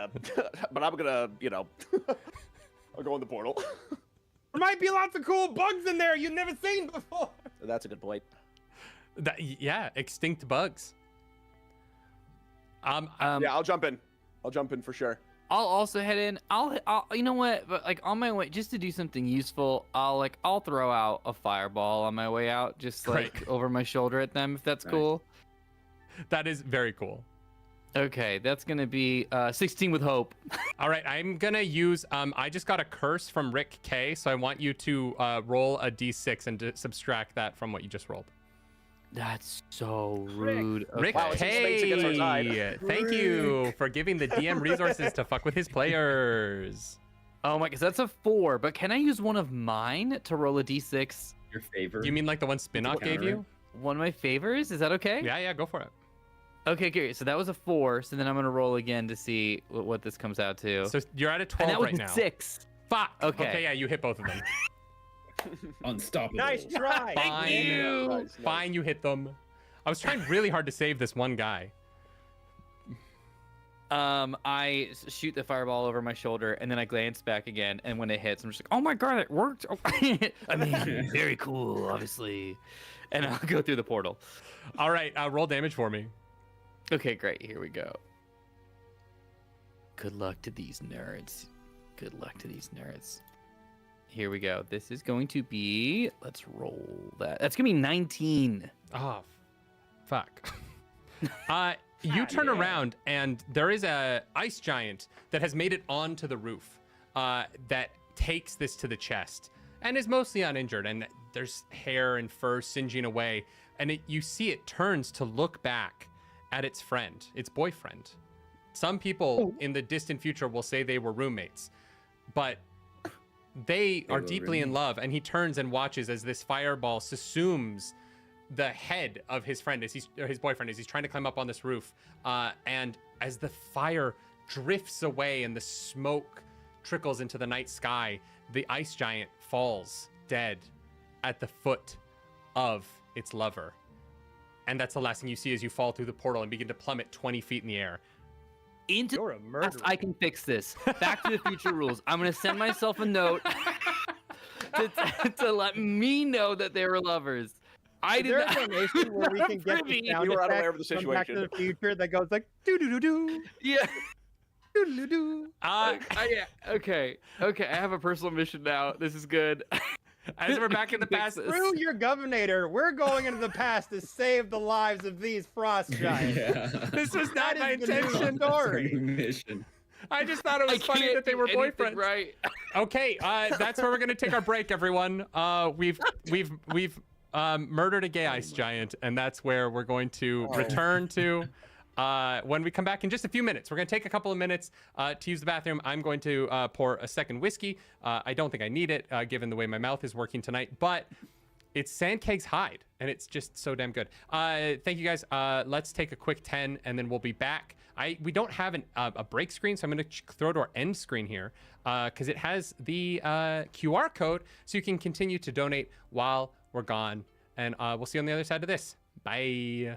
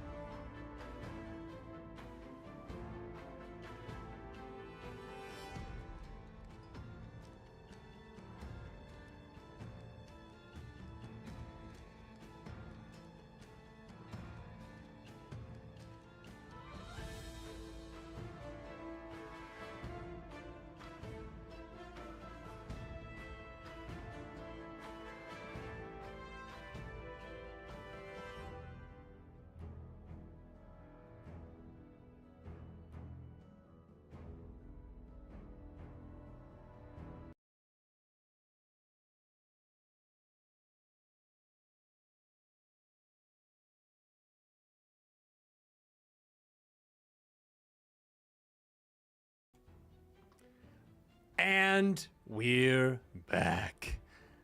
To the future, not yet. That's the plan, though. At some point, we got to get there. Our party, welcome in. If this is the first part of the stream you're seeing, hi, welcome in. My name's Nerdy. I'm your dungeon master. Team, do you want to go around, partially because I'm struggling, just give the audience your name and your character's name. Because I'm reading a lot of Tiltify names, and that is throwing off my character names in my head. So go around and tell me who you are and who you're playing. I'm Dice Cream Sandwich. I am playing Gallo, a goblin ranger, and I'm riding a white tiger named, damn it, Tora. Old. Ooh. Zach Clay? Yes, I am Zach Clay, and I am playing Monroe, the Clank Butler Sorcerer, at your service. That's Zach Is that me you. next? Zach 2. Okay, yeah. Hey, I am Zachary Ronaldo, otherwise known as Zach the Bold. I'm playing a Fugril Guardian. His name's Sporlid. That's what I'm playing. Can you give us a bug fact really quick here? Oh, a bug fact? Oh, I have a list of bug facts. Did you know that louse flies are part of the parasitic family Hippo? Did you know that the locust fly is the most common way? This was the fact that you were like, I'll rip this one out. I gotta be in Sporlin's voice. The most common wingless species is about. The most what? Did you know that louse flies are found on deer? Oh no! Wow, and not on louse. Did you say want the another most bug fact? common wigglish? One more.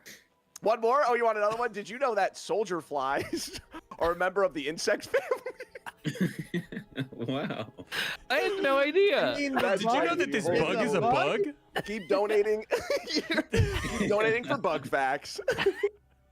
We have one more person introduced. I feel like I always stop before Omar. You get to say who you are. But we just crossed $18,000 raised. Let's go.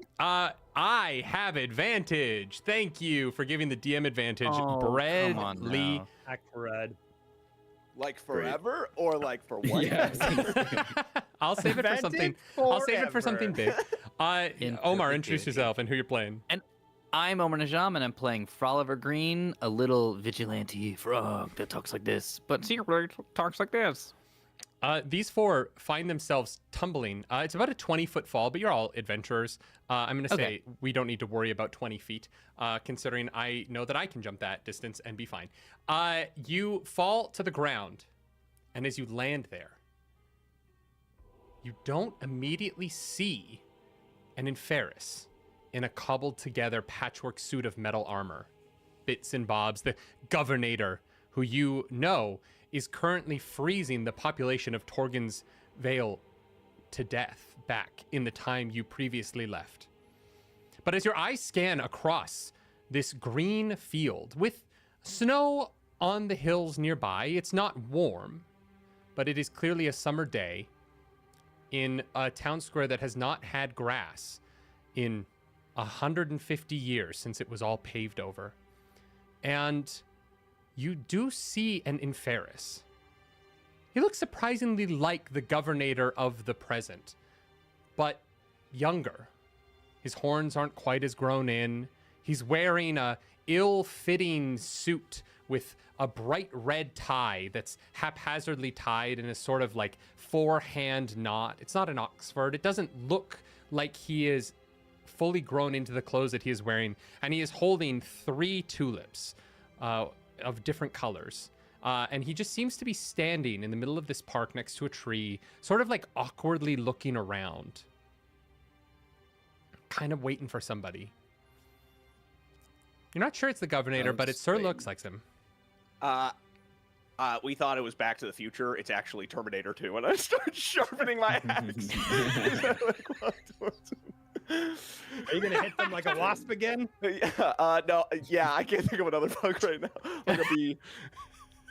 Monroe soldier would like fly. to use, his arcane sense again, sensing the presence of magical people and objects nearby. Okay, yeah. I think that you are able to sense. Oh. Yes. Sorry, did not want to interrupt. I hit our governor from the present with an arrow with my hunter's mark, and I always know which direction they are in. God damn it. Yeah, you both know that at the edge of this park, there is a vibe that there's a cropping of like boulders off to your right. And you get the vibe that somewhere beyond that, there is the governor. Shit, That I trail of forgot smoke still magic going up? exists. My nearby companions, I am sensing a vibe from this direction. Be sure not to harsh it. And Monroe will start to walk that direction stealthily. Towards our time, Governator? Towards our time, Governator. So yeah, I As in guess just sort of Governator. ignoring the younger one. Since I'm in shock from what just happened Mhm. with my attack against the giants, and vowing to try to correct any like heartbreak throughout time, I'm gonna go up to I'm gonna start walking towards past Governator. Great, I love it. I'm gonna schlonk down a health potion real quick, if that's all right. I'm actually pretty beat up. Yeah. You know what? I think that's a good idea. Or you could chat could donate to heal you. If you could donate like $500 and heal me. Fern would heal the whole party. Anyway, it's fine. Don't worry about it. Ashley Johnson, she's great. Yeah. So I think for Oliver, you are quickly able to get over. I think that past Governator is much closer than present. Oh my God, this is gonna be tough. It's like having two Zachs in the same D&D game. Crazy. So you're able. You approach this Inferis, who is. You're pretty sure that if he took his jacket off, he's sweat through his shirt. He looks like this is the most important moment of his whole life right now. He's just gripping the like stems of these tulips and just white knuckling it. Hey, Hello. And what is it you want? Why do you look so nervous? I'm not nervous at all. I feel great right now. Everything's fine. I just, I'm meeting a girl and it's gonna be awesome. And there's nothing that could go wrong. I kind of give like a little nudge, like, "Oh, Who is she? It's not a big deal. It's like she's just like the best girl in town, and I think that we're gonna like go on a date or something. It's a big day, and I'm not nervous at all. I'm great. You're the one who's nervous. I don't know why you're saying that to me. Question, and don't read too much into this. What would happen if the date went really badly, or you got upset? Like going forward. Oh, that's a really interesting question. Like, Do you feel like pretty emotionally stable in terms of what could if you're just like this isn't like a huge historic moment, or do you feel like a lot hinges on how the next couple hours go? I feel like I'm the kind of person who practices my conversations a lot. But who are you what's your name, by the way? Green? Oliver Green. Okay. Yeah. My name is my name's Bob. No, I feel like I've practiced this conversation a lot over and over and over again, and I feel like I'm ready. I don't see how it could go wrong at all. And if it did, I don't know. I just don't think it can. It's gonna be great. I'm gonna marry this girl. I just know it. Oh boy, okay, that's a whole dialogue skip of what I would say above table. I'm gonna put a little patty, paw. I believe that's what frog hands are called. A little paw on the shoulder, and just say we all do things we regret, and we wish we could go back in time to fix them, or go forward sometimes. And maybe I will, and maybe you will too. Mostly, I just want to know. Are you going to be okay if things don't work out? Are you going to be all right? I feel like you're bringing a lot of negative energy. It's going to work out. Nothing could possibly... Look, I am a really great guy, okay? I'm a good guy. I just don't understand how things could go wrong for me, okay? My dad is always saying, things are going to work out for you. You're such a great guy. And has my dad ever been... You don't know my dad, but he's never been wrong about anything. Point. Okay. Well, Bob, it was really great meeting you. and I'm gonna keep an eye on you for like what a is- century. I mean, I could live that long. I don't know that your people can. Why are you watching me? It's really weird, You know, man. You and I hold on. I have I'm a bard. I'm gonna keep I my eye on absolutely you can for talk my way out of century. this. I'm just gonna I'm gonna cast Hypnotic Shimmer. Great. Yeah. Let's just go ahead and just spark this up. I'm just like, great, good meeting you. Parade of light. Pull out the Men in Black silver device. Be like, Conversation never happened. This guy's waited for a girl to show up. This frog in a fucking like superhero costume walks up to him, tells him that he's gonna watch him for 100 years, and disappears in a puff of smoke. I think there's definitely a moment where you, from a distance now, because you've escaped his view, there is a moment where he's looking at the flowers like, are these like hallucinogenic? What the fuck just happened? All right, Monroe, you are creeping your way. Are you walking over with like the intention of like, with purpose, or are you sneaking? I think Monroe's got enough wherewithal to not go off on his own. So after a few paces, like seeing that Froliver went to go speak to present governator, would then look back actually at Gallo. I and would have gone Sporlin. with you. Okay. All right, are you guys sneaking, or are you guys trying to like, are you trying to be known? Is Sporlin coming along too? I'm gonna hang back just in case, because I'm still on the stop it where it started train. So just in case things go I wanna real murder south for this the bard teenager. here. All right. The two, We might two have to interrupt the teenagers will- timeline. Fine. I don't know Trying to why make you're sure concerned. that he never meets his wife, so that the birth of the current governor never takes place, thus saving But the then we would never entire show up, and then world. we dissipate. Well, I what don't if know it's how his that works. dad? I can tell you about some What if bugs, it's his though. dad? Okay, so Gallo and I will go. Yeah, I think Monroe will go to Gallo and say, My friend, can your tiger be quiet? Perhaps we should approach stealthily in case the modern-day governator is still nearby. Oh yeah, we sneak up on prey all the time when we're camping out in the wilds. I actually have an experience called "You Can't See Me." hell yeah. That's this is the perfect time for that. Yeah. As we are DMCA'd yet again. God damn it, this stream's always going down. Oh, Stream taken down. audio jungle. Okay. Yeah. I think we're both the two trackers are gonna stealthily follow the track. All right, give me a little bit of a stealthy roll over here. Okay. Roll with fear so that I can do things to you. Could I use instinct on this? which includes Absolutely, you can use navigate? instinct. You tell me. Great. Awesome. Yeah, I'd like to use instinct. Do you I have hope any I roll with experiences hope. for this, Zach? I do, but I have to spend a hope to use an experience, right? Yeah. And think. Yep. Yeah, I don't have any hope right now. I'm hopeless. Double sixes. With this roll, 2025 has me feeling hopeless too, but I'm not. You know what I mean? We're gonna push through. I got double just sixes, so I rolled- crit. Fuck you. Okay, yeah, that works. I rolled I a learned 22 like that with too. fear. Yeah, 22 with fear. I get a fear, but y'all are quiet as a goddamn motherfucker. As you sneak your way, thank you for the resource. You sneak your way, you find there is this outcropping of boulders. And you creep your way towards this, and you, with your arcanic sense, feel you are getting closer and closer to the governator, this person that you're tracking. Your hunter's mark is brimming with more and more energy.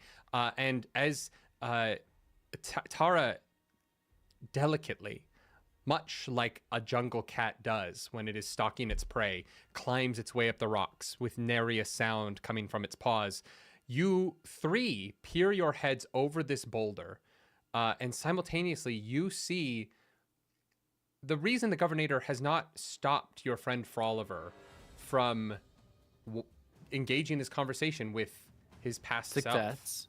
Oh, sorry. Go ahead. He is standing there, stock still, facing off down the main drag that heads away from Town Hall. And he's just wordlessly watching as a beautiful young Inferis woman and a taller gentleman are sitting at a cafe on the corner of the street, just enjoying an ice cream sundae together, as they are laughing and just having a nice little date. It looks like a nice sharing of a sody pop outside of the local parlor. And this image seems to have him just stock still in this moment. Okay. Can Monroe, assuming we're kind of like up on this boulder looking down? Yeah, he's But only maybe like still 10 feet from you. He's very close. Oh, okay. And he just seems caught in this moment with looking at these two people. If we're still in view of Sporlin, Monroe will kind of give a thumbs up and a nod, hoping Sporlin understands what that means, and then turn to Gallo and say, I am, as a butler and concierge of many a type, I'm proficient in chokeholds. I could approach him and bring him back to us. That's fantastic. I actually got these counterfeit Thorum magical rings. They're not as powerful as like the wizard Thorum wings, but like I got them in a back alley once, and they can do some pretty good damage too. If you want to get them in close, me and Tora can rough them up. Wonderful.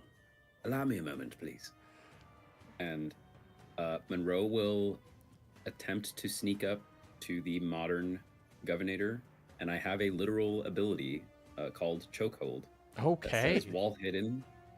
Wall hidden, when you successfully position yourself behind a creature that's about your size, you can use an action to mark a stress and pull them into a chokehold, making them temporarily vulnerable, capital V. Every attack roll against them while they're vulnerable takes an extra 2d6 damage, but essentially just, restrain them, basically. So I would like to do that if I can. What is your size? My... Actually, I don't think that exists in this game. Yeah, I'll say you guys are roughly the same size. I would imagine. I am going to ask you to roll an agility check for this. Okay. For reasons that will become clear quickly. Okay. Let me see if I have anything that can help me with this. I don't think, because I'm hopeless right now. Being proficient in chokeholds is that's some 50 Shades of Grey stuff. I'm not gonna lie. Monroe's private life is wild. Yeah. Okay, I just have to roll. I don't have anything that would help, and if it would help, I have to spend hope, and I have no hope. So all right. We're just gonna go for it. Here we go. Agility. Okay, that is an 11 with hope.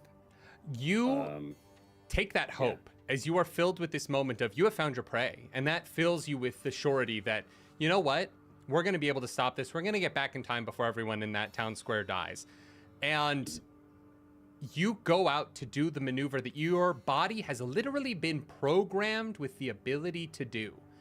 And as you snap into the position that you know should put this man in a chokehold, you watch as the metallic armor of his body snaps in reverse.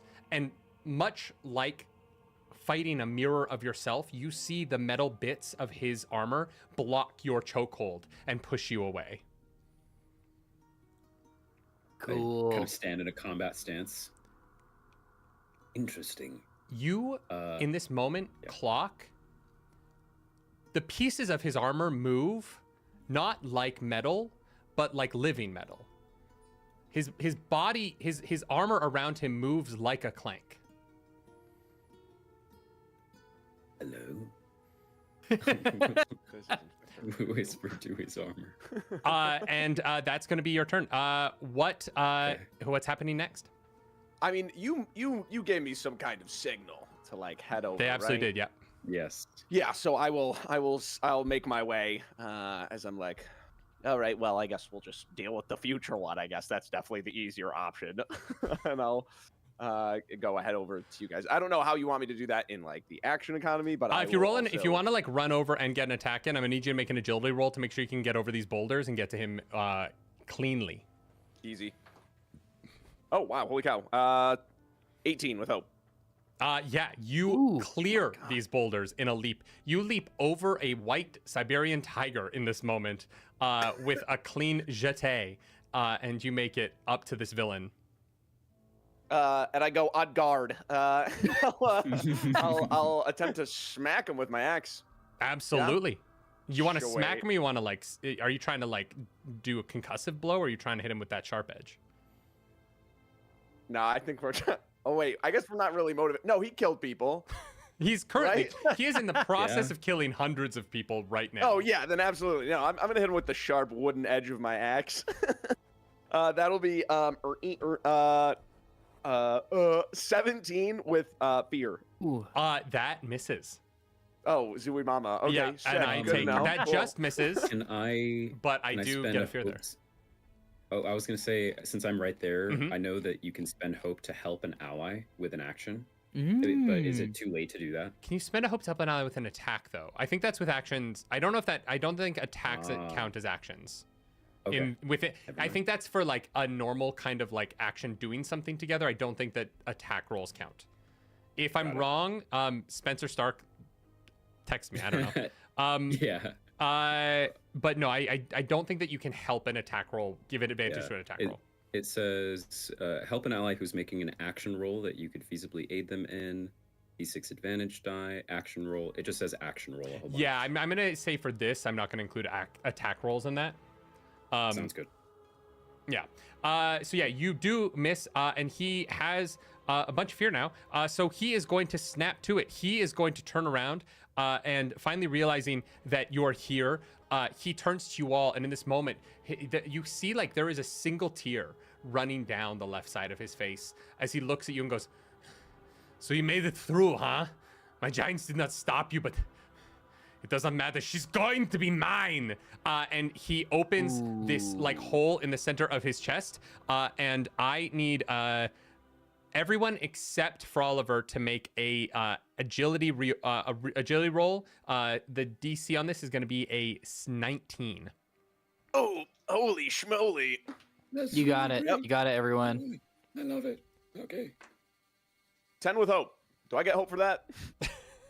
No, you don't get a. I don't think you get a hope on the reactions. Yeah, that's fair. Oh, that's bad. Okay. Agility roll is. Oh, how wonderful. That's a 9. Yeah. Okay, that's a failure. Probably should have rallied everyone. Mine was 10. And then I need you to roll for yourself and Tara. My agility for the goblin was 6, and then for Tara,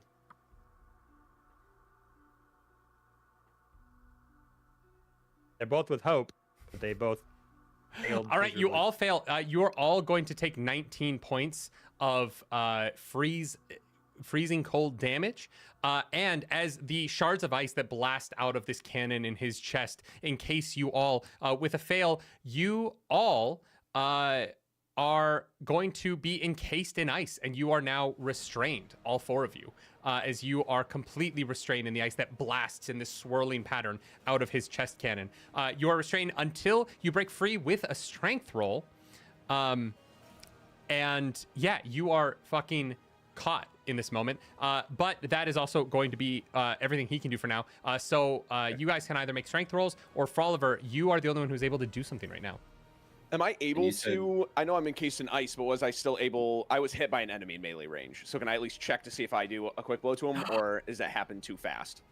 Oh, I'm going to say because you failed. If you'd succeeded, I Yeah. would give it to you, but because you failed, I'm not going to. Cool. You I'm said going it was to. like 19 damage or so? Yeah, it was 19 damage. Got it. Okay. For Oliver, I'm going to say you're going to go first here, just because you are the only person not currently being encased in ice. I'll wander over and go, Hey, so what's everyone up to over here? I almost And got then- all of you.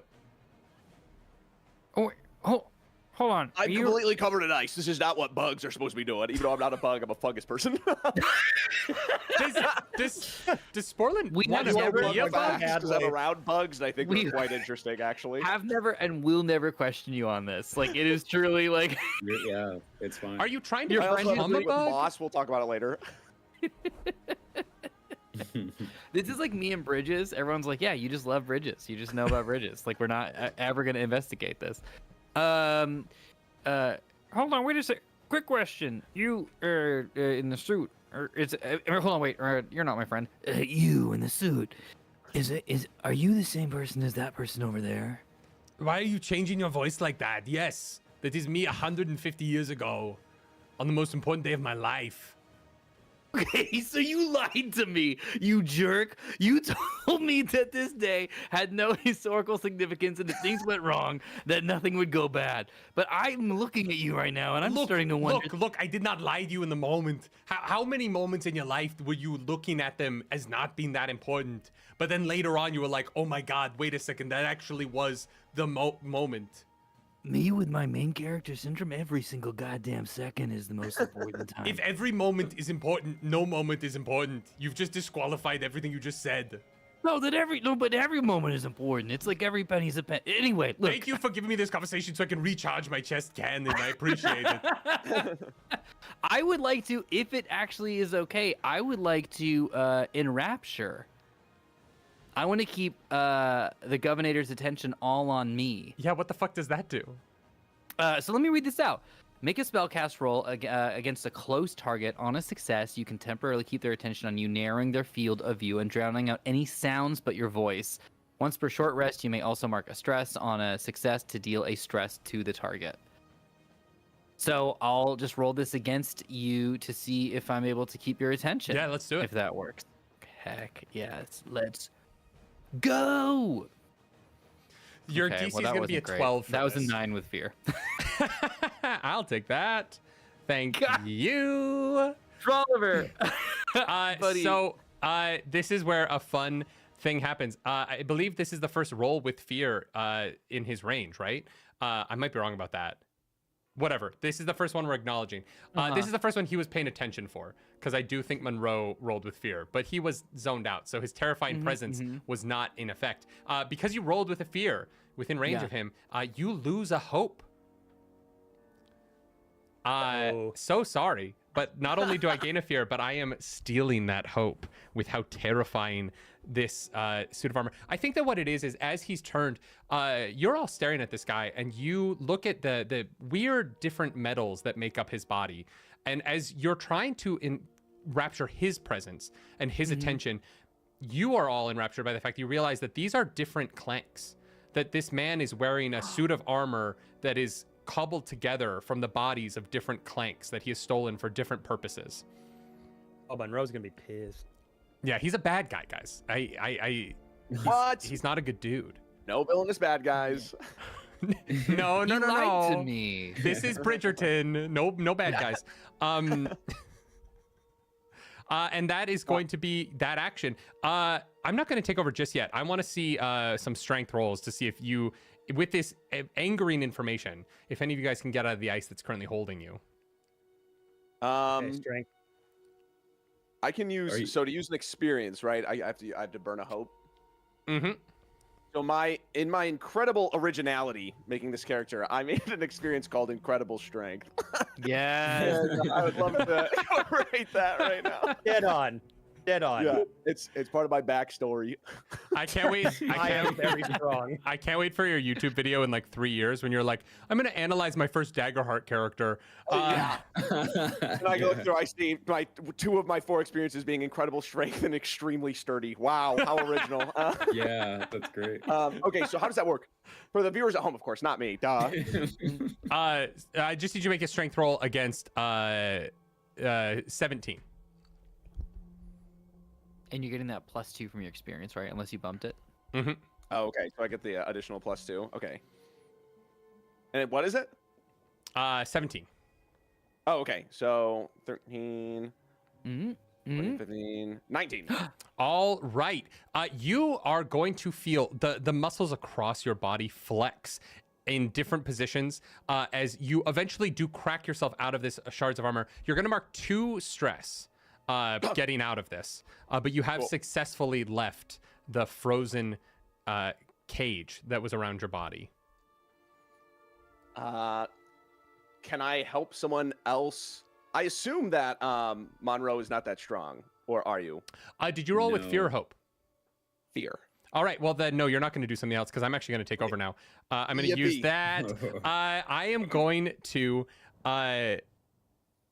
you know what? He's going to see this Froliver Green. This is the governator. I'm assuming you two have come to blows in the past. You've probably stood on a rooftop and yelled about how he's failed this city. And he realizes who stands before him now. He's going to come up and he's going to use his ability Rend. And he is going to take the right gauntlet, the one that he managed to create that portal with. He's going to power it up. You hear this like as the fingers all extend as these little bits of clank bone make these long fingers. And he's going to drive that hand into your gut. That is going to be ooh, I love that. That is going to be a 22 to hit. Yeah, that's for sure gonna hit. Okay, you're really gonna hate this then. Why? Because he is going to do It's gonna give me powers. 32 points. No, sorry, 34 points of damage. What? Yeah. Chat, we could use those heals. Chat, please. Chat help. Chat help. Chat, get those heals in. Chat. Okay, so just to talk this through. So my armor's 3. Yeah. I can burn a couple spots, and that just is bringing it's just like taking it down by 3 every time, right? Yes. You can use as much armor for any attack as you want. So if you have a bunch of armor, you can bring this down.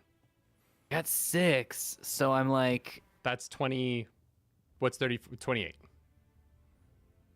Okay, Golly, that's the entire. But we're playing. This is a one-shot, folks, and we're here to have a good time. So I mean, that just now I can't if I get hit ever again, I'm in a lot of trouble. So okay, so that would be a 28. That's gonna bring me to, if I'm doing my math correctly, that's gonna put me in the minor damage section. But that is like Tony Stark getting hit by Thanos, right? 28 is minor damage for you. Oh no, sorry, that was because I'm bringing it down by burning all my armor slots. Okay. Yeah, because you were saying. Oh, you were saying it brings it down. Oh, no, that's severe. Okay, so this is. I was like, really bad. what the fuck? Your minor this is just like, I block 28 it. at level 5? What did you build? Yeah, no. This was not cleverly built in any imagination. So this is so that's a wallop. Yeah, it's a wallop. Guys, it's 1v4 right now.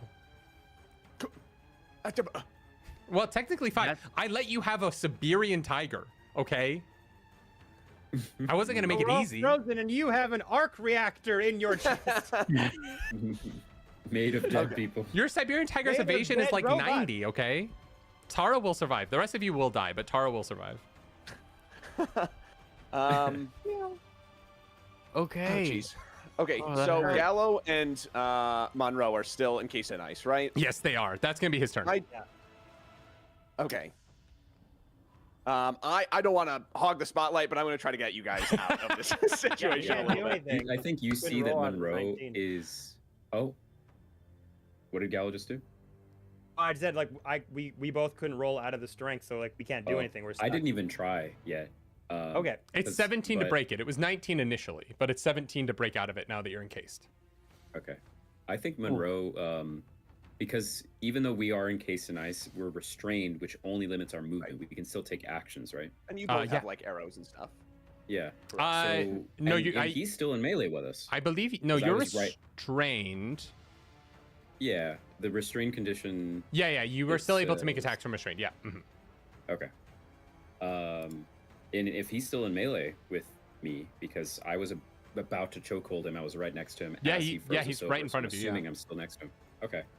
Yeah, Monroe, realizing now, as you said, that all his armor is made of all different Clank bodies. Maybe Mm-hmm. even sees what once was the face of a Clank on the governator's shoulder or something, and you see just his eyes go wide, and he looks up and says, "You will pay for your crimes," and is gonna try to make a hand runes attack.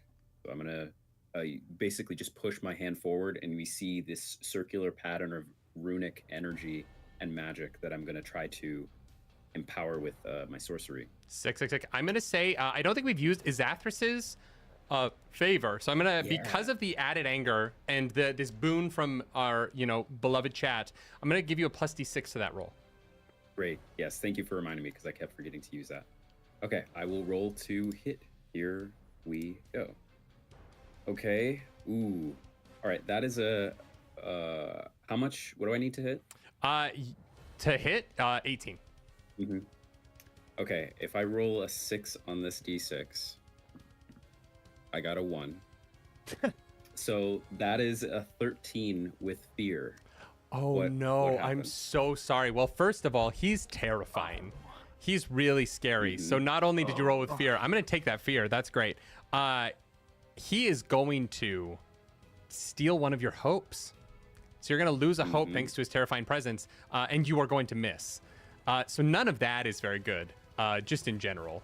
That's mostly bad things. So as Monroe sees going forward with the hand runes and seeing how do I miss? Like, does he dodge or does I'm going to say no. The armor itself reaches out and smacks your hand away. These like bits of clank bodies stop you from getting to him. All right. In response, the magic player and me coming out. On the stack. In response, on the stack, I am going to cast Premonition, which says you can channel the arcane energy to have visions of the future. Once per long rest, immediately after the GM conveys the consequences of you rolling with fear, you may make that event your premonition instead. You rescind the action and consequences like they never happened and choose another action instead. So I will do that. So I will lose a fear. That's so cool. Wait, that is so cool. Once per rest. And so as my eyes are widened and I'm looking forward and I go to make that hand runes attack, and then I see it just basically pushing me, slapping me back again, my eyes blink and I realize that I haven't moved yet. And something within this clank armor, maybe some old mechanism or old communication, has given me this premonition. And I look forward at the armor and I say, thank you. And I'm instead going to focus on breaking out first and will not attack him. That is genuinely the coolest thing that's happened in Daggerheart. Like, that's so sick. That's sick. Yeah. Oh my god, guys, I cannot wait for this game to come out on May 20th. I know, so me too. excited. So instead I'm going to make a strength check, but I will actually now look at Sporlin for help. Right. As I do this and say, my fungal friend, I need to get out of this. Oh Please. yeah, this is. Trust me, it looks thick ice, but no, you could actually just break it with your strong muscles. So because I didn't take an action, I will take this action, which is a strength check. But then I think because this is not an attack, Sporlin maybe can help me with this. Yeah, or you can help him. It depends on who you want to roll. Do I still have my D6? You have that one. The one from Izathras was new. Okay, cool. Yeah. All right, I'm gonna make a strength roll. Okay. Oh, hey, double sevens, critical success. Oh, nice. Amazing. Yeah, you fucking with the physical memory of this racial connection that you have to these bones of your people, you are able to not only see this moment in the future where you would have failed hopelessly, but you are able to find an inner strength you didn't even know you had, and you shatter the ice that has crept around your body, and you are completely free once more. Unbelievable. That's sick. So cool. All right, and that roll with fear is gone. You gain a fear. Also, clear a stress. You do take 2 stress to break out of this ice, but so you'll only take 1 stress to break out of the ice because of the crit. Got it. Sick. Great. What happens next? Well, I'm still in ice. Man, I'm just watching everyone do all this cool stuff, and I'm just, God damn it, they're really awesome. I got shit over here. You're still you're up on the boulder next to a tiger that is also like it's you and a tiger, and both of you are just encased in ice together on this boulder. The He-Man pose that never was. So I can still like move my arms and attack and shoot my bow. So I'm gonna do something that's weird. I don't know. Kevin, I don't have much I've options. never I'm known just you gonna to do try anything something. else. As governator is fighting my friends seeing Monroe do some crazy Doctor Strange magic, Sporlin being like, actually, bugs. And Oliver Green getting back from the weirdest interaction of all time. Just gonna look off and kind of remember what I saw leading up to this moment, which was him looking. You said he was looking out at a couple having a cup of coffee or something at a cafe, and he was like pining over a woman that was there. A Sunday. Yeah. Sunday. They're sharing like a this, and I take out my bow and draw the string and be like, Governor, if you don't stop what you're doing right now, you won't have any more new muse to pine to. And I just aim it at the lady. Oh. Okay. I need you to roll. Does intimidation exist in this game? I roll a Presence. Yeah, roll a presence with advantage because fucking I'm gonna threaten this King innocent Solomon. woman from 150 years ago. I just want to get paid. I just want my money. Yeah, absolutely. Go for On it. this too? What? Who's paying you? No one gave you a job. I thought I'm just doing this for fun. I was certain that there would be compensation. This governor's the worst. All right. Oh, that's bad. Good thing I have advantage. Oh, that's good. That's with fear though, but and we're saying it's with instinct, presence. Presence. 11. Okay, so in this moment, you draw your bow and you point it at this woman who is in a like beautiful red checkered dress with, clearly thick leggings on. She's got like a nice shawl. She just looks like she's having the best time on this date 100 feet from where this fight has broken out that thankfully she hasn't paid attention to yet.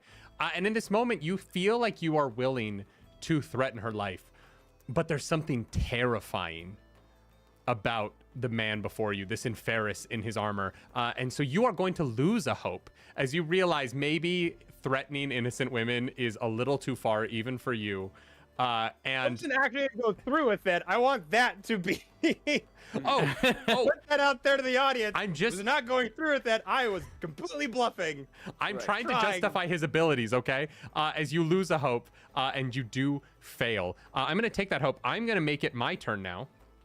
Okay. Which is very fun. I love when it's my turn because I get to do things. I am going to do a normal crush attack, and so he is going to take 2 of these claws. He is going to turn to Sporlin, who I don't think he's hit yet. Wonderful. And he is going to take these 2 claws, and he's going to bring them together and attempt to crush you as he presses cold energy into your body. And you're going to feel these clamp down on you. That is a 10. Does a 10 hit? It does. Yeah, my evasion's 9, so yeah, it does. Oh boy. I don't think I can add. I don't think I have anything to add to 1 to evasion. Ooh, now I can do my danger sense because I'm in very close range of him, right? What does danger sense do?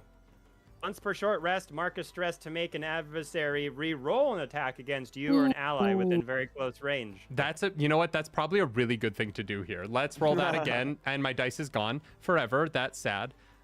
That is going to be a 19 to hit. Wow, thank you. God. Wow, that feels so much better.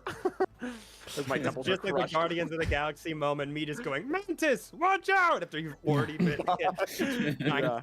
I'm gonna need you to make a roll for oh my god, it's not Constitution. It's what's your body roll in this? I don't have a sheet up. Not really any of them. I mean, strength. Yeah, roll it. lift, Take smash, a grapple. strength roll for me, and you're going to take 23 points of damage. I crit on the strength roll, double 7s. Great. Tell him about it. That is really Do I good. still take the 24? Yeah. You still take 23 points of damage, but What you about- are not going to be frozen. Okay, I will roll 2d6s, and we'll do this the right way this time. And I'm going to grab a different d6 because this one sucks major ass. And if I roll above a 5, then I do 1 HP For each result, deal a hit point back to the enemy. Yeah. So I will roll both those right now. Okay, nope. Okay, great. Nope. I don't do anything. Oh no, Zach. All right. What's your health at, Zach? Well, I got 3 HP back from the health potion. So I'm okay. back to 4 out of 7. And then you took the 19 from the ice blast, right? Yes. Okay. I put an armor in that, or was I not supposed to do that? 6. No. Great. Yeah, my thresholds are pretty high. It's 12 and 27. So. Oh it's shit! pretty high. Yeah, you're a beefy boy. Well, that's what I was trying to go for. That's what I was trying to find. Guardians. Well, you're not very frozen, beefy. and it's no longer my turn. I'm actually no. You know what it is? I'm gonna take another fear point. You at the top of the boulder, Tara and Gallo. You hear. You can't turn to see what it is, but you do hear a thud, like a loud thud, and the crunch of footsteps behind you. They don't seem like a regular-sized human person's footsteps, is what I will say. Ice giants. Yeah, Their he's grandpas probably are here. pissed. His boyfriend is dead. But I will, with that, pass it back to you guys. Okay. I'll look behind me to see if I see where these footprints came from. I'm gonna say you're restrained. You can't. You are facing forward. You can shoot forward, but you can't turn around. Something is I've coming. got Batman cowl syndrome. I can't move. 4 shoulders. I'll try to strength roll then for me and Taro to get out. Yeah, do it. Tora. Jeez. Okay. I don't think. What was the DC for this again? 17. I don't think I can even roll to beat a 17 with strength. I am just permanently Out of a stuck. maximum of 24. For strength, wasn't it a You just roll strength two. check to get out? You the just roll ice? 2d12s. Oh, we add them. Duh.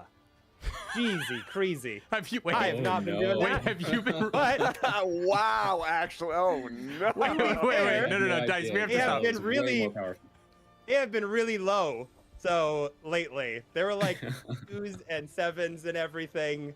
So you know, Wait, this whole That's game, fun. you've been not adding not your the hope whole and fear game. dice together. not the whole game. Okay. I'm gonna do a Zach the Bold finger wag here and go not the whole game. Yep. Just Yep.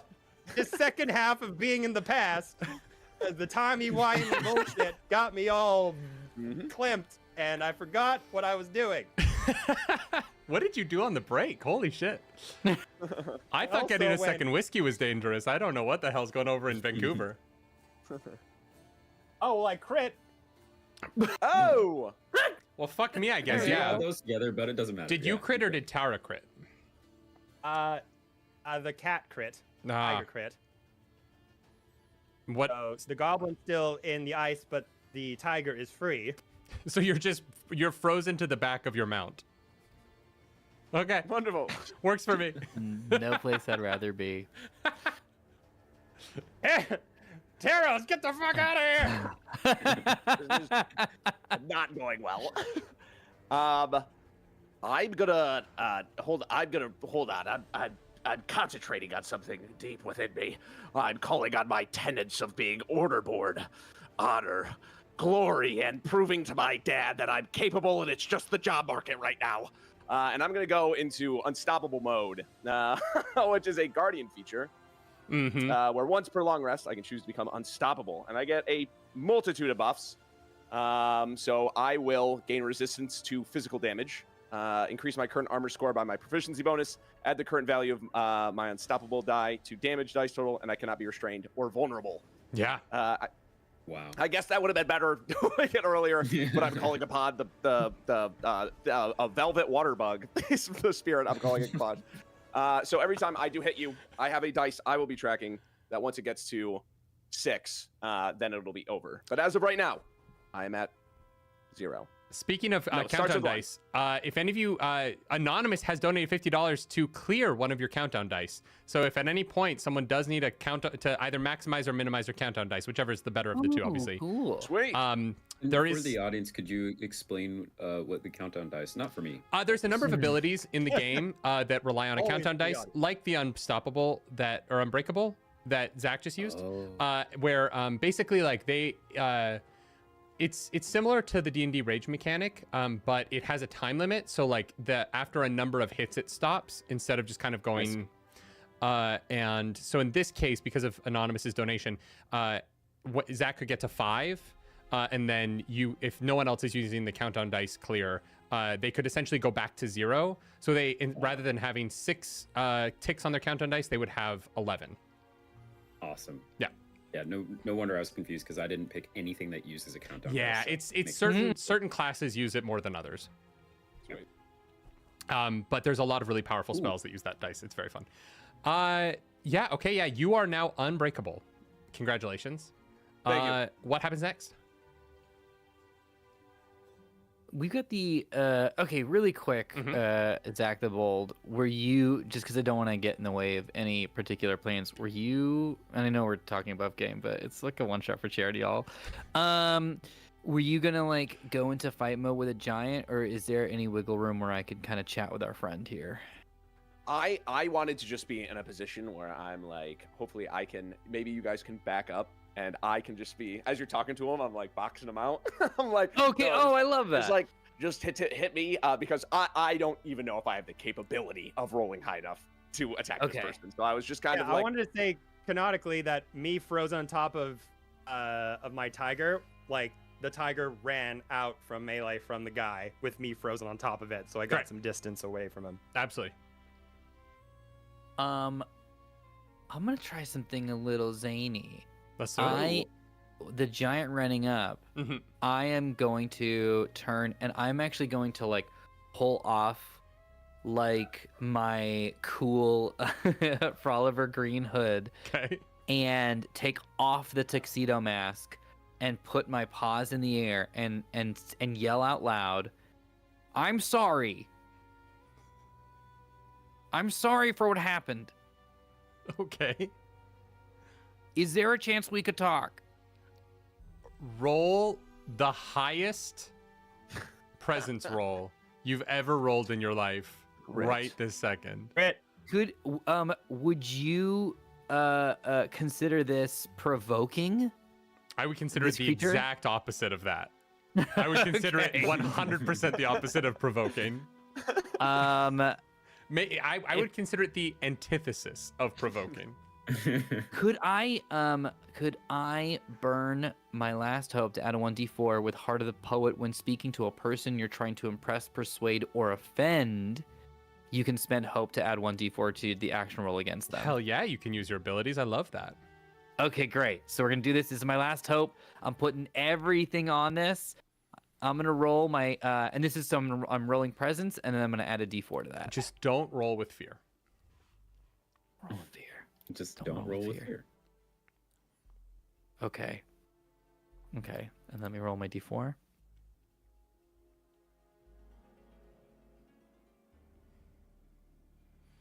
Okay. Okay. So that's going to be a total of 18. Okay.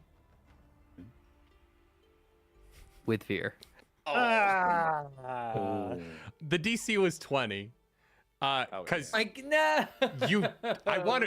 look, some DCs are high because sometimes you just immolated their boyfriend in fire. Yeah. You know, like sometimes it raises the DC a little bit when you burnt their head to a crisp. Question, yeah. Do I have a spare D6 lying around? I have 2 jotted down. Am I wrong in that? If you have them jotted down and you haven't used them, I'm not keeping track of them. So if you have it, then you do have it.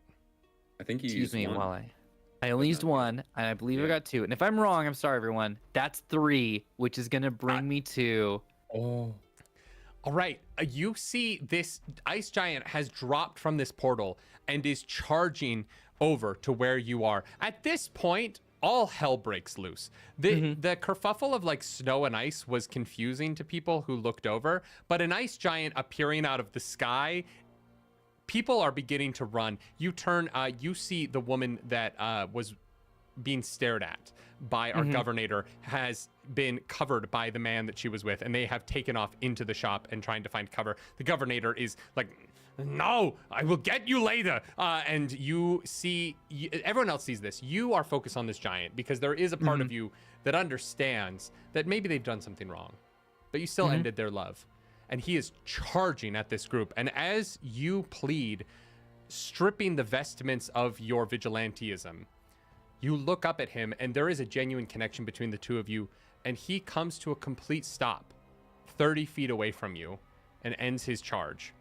However, you did roll with fear. So Yeah. I'm going to have my boy over here, Governator, furious that you have caused his love to run away, even though he realizes it's his fault. He is going to walk up behind you, and with that same rend attack he used earlier, his fingers are going to elongate in that right claw, and he is going to stab you in the back. You are so in the moment trying to convince this giant. I'm going to give him advantage on this. And I've burned all which my... is good because that's a 7. So he is going to roll a 23 to hit. That's gonna hit. All right. And with that, we're going to take up a little bit of those. That is going to be... that's going to be 28 points of damage as his fingers coalesce into this one needle and he drives it into your lower back, splitting your spleen. Can I say something as... Is there a chance I can say a thing? Because I'm out. I'm done. Are you out? Well, then... That's Omar, severe. we're at the point where you have to make a choice. You have to decide what happens next. As you can go out in a blaze of glory and have one final action, you can choose to die, and I will let you have... you can... I'm going to let you choose this. You can have a final word, or you can have a final action, but you can't have both. Okay. Okay, Or- so I can say something. Yeah. Mm-hmm. Okay, let's get weird with this, y'all. It's a one shot. Because as I'm saying sorry, I've taken off all my armor. I've taken off my tuxedo mask. I'm using my voice, my Kermit voice. Mm-hmm. I'm sorry. Can we talk? Stabs right through. As I look down, realizing I'm out of time. But time is a funny thing. As I look up at the giant and go, read the letter. And I die. Okay. Wow. Okay. Yeah. I think the ice giant surprised by this moment, but there's an interesting thing that happens in the moments after a loved one dies. Mm-hmm. And it is a flip in empathy that changes you for the rest of your life. And it isn't something that necessarily takes months for you to understand. It is an immediate thing. My grandmother died holding my hand, and it changed the trajectory of the rest of my life because I understood what death meant in that moment. And I think that there is this moment between the two of you, between this ice giant and you, where you make this genuine connection of apology. And there's an understanding, and you know as you die, as this hand pierces through the back of your body, that letter will get read.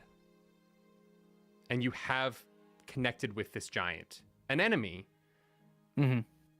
but there's an understanding. All right, what happens next? Cool, I'm gonna get some snacks. Y'all keep playing. I'll talk to you in the next lifetime. If anyone would like to donate to have Fern bring him back to full health, that is possible. I had a plan for myself, which I don't know if I heard the relationship that we established the minute that we played this game, that I know for Oliver Green fairly well. So I don't know if I see him getting stabbed as I've like. So I see my friend Froliver get stabbed with a massive blade, and I'm still encased in ice on top of my white tiger. And I just whisper, "That's had enough! Or after him!" And I point whatever I can point with my free little finger that's not covered in ice, not to the governator, but the past governator. I'm gonna go murder the shit out of past governator. See, this is what we were talking about. It was we had a Terminator 2 the whole entire time. I'm not sure why we've been fighting the guy with the friggin' robot liquid metal armor. And make sure he never existed. Okay, we're killing a teenager. Go for it. Yeah, your Siberian I need tiger to roll starts. my goblin to see if he can get out of the ice, which I will definitely add Do it. both D12s. This game is so wild.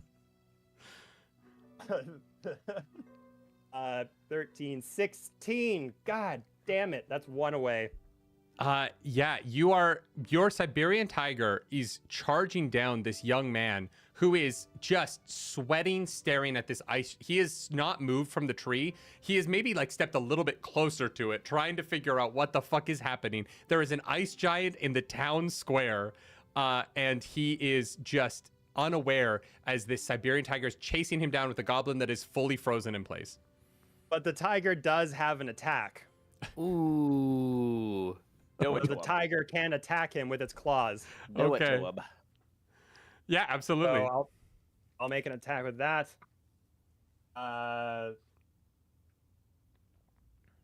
13. That last roll was with fear, by the way, the strength.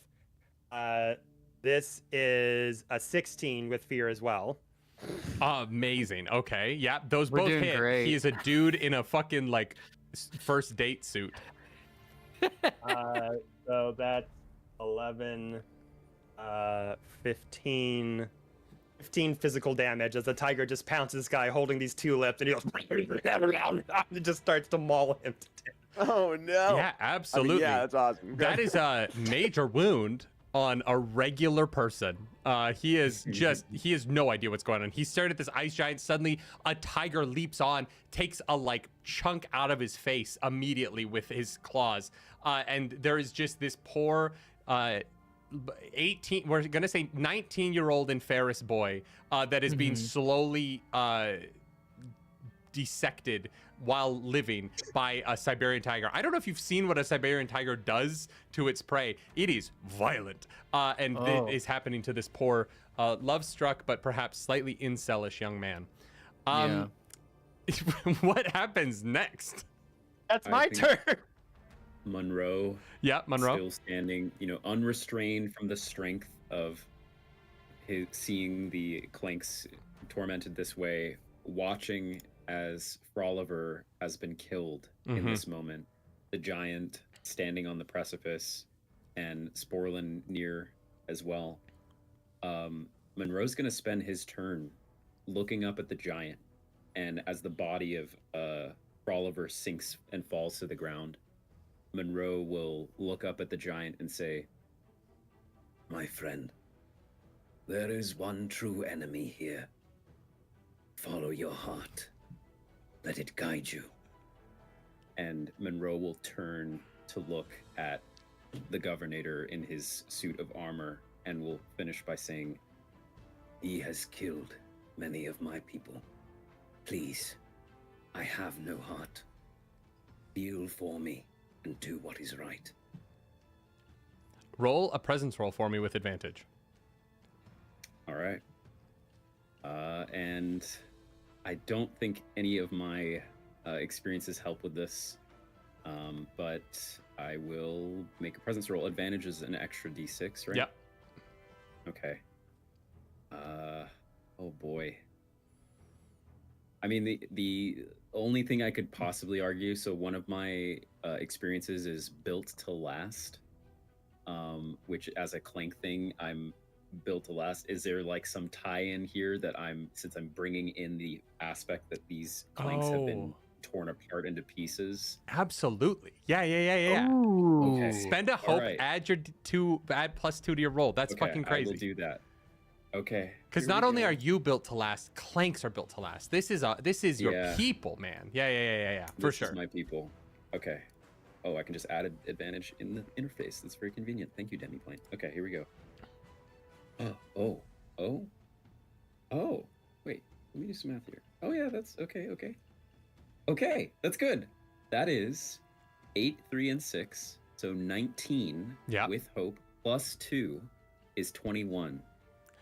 You see this ice giant who has been staring down the body of the man who killed his lover, but also who genuinely connected with him in the moment after about why. And they both understood they've been put on either side of this battlefield, not by each other, not by their desires, not by their whims, but by the man at the center of this story, the governator.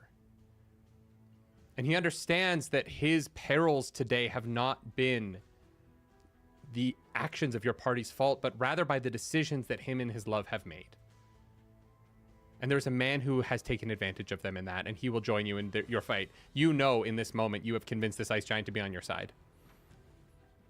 I can't smile because I'm how my face was built, but I turn to Sporlin and say, Let us have justice and claim it together, my friend. Yeah, let's kick this friggin' guy's ass, dude. That's yeah, my turn. and following right up after that, I'm we'll kick my buddy's kicking your ass in the past. I'm kicking your ass right now, buddy. Friggin' motto, a motto, bud. All right. Wow. Wow. Oh wow, I could not have rolled worse. All right. Well,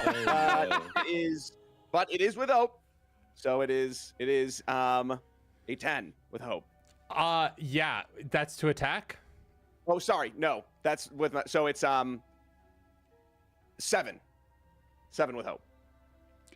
I mean, it definitely doesn't hit, but you do get a hope, which is great. As your axe just swings, you swing straight in front of him, and the armor in his legs bend him back, Neo style, as your axe just swipes through the air in the space where he used to be. And you watch in this moment, his hands pull back, and Froliver's body drops to the ground as he turns ready to attack the rest of you. In this moment, I'm gonna take over as you miss your attack there. Oh my god, my iPad's dead. Great. That's fun. It's fine. I was only writing down everything on it. I think it's all in my head. You are going to see he looks through all of you. Sporlin, Monroe, the Ice Giant, Gallo and Tara are all between him and his past We're self. away from him, isn't he? No, you're the furthest, but he looks through all of you to where Gallo and Tara are on good. top of his past self. And you see there's a moment of recognition. His past self is truly in danger for the first time in this fight. And he is going to attempt to get through all of you to get to his self, to save his younger self. And so in that, I am going to... he's not going to attack because using his attack would waste time. He is just going to start running. So you guys will all be able to take an opportunity attack and potentially stop him here if you would like. If you have a way to slow him down and stop him from getting to his younger self, now is the time. Versatility, not on my character sheet. I'm gonna swing on. Yeah. Oh, okay. All right. Okay. Do I get? No, that's my damage total. I got like a little? Someone like helped me out or something, right? That I can use, or no? That's not a thing anymore. If you used it, if you used it, then it's gone. But if you didn't use it, then I'm not. So I'm just gonna guarantee something real quick. All love right. it. 23. That absolutely hits. Okay, that is with hope. Great. Yep.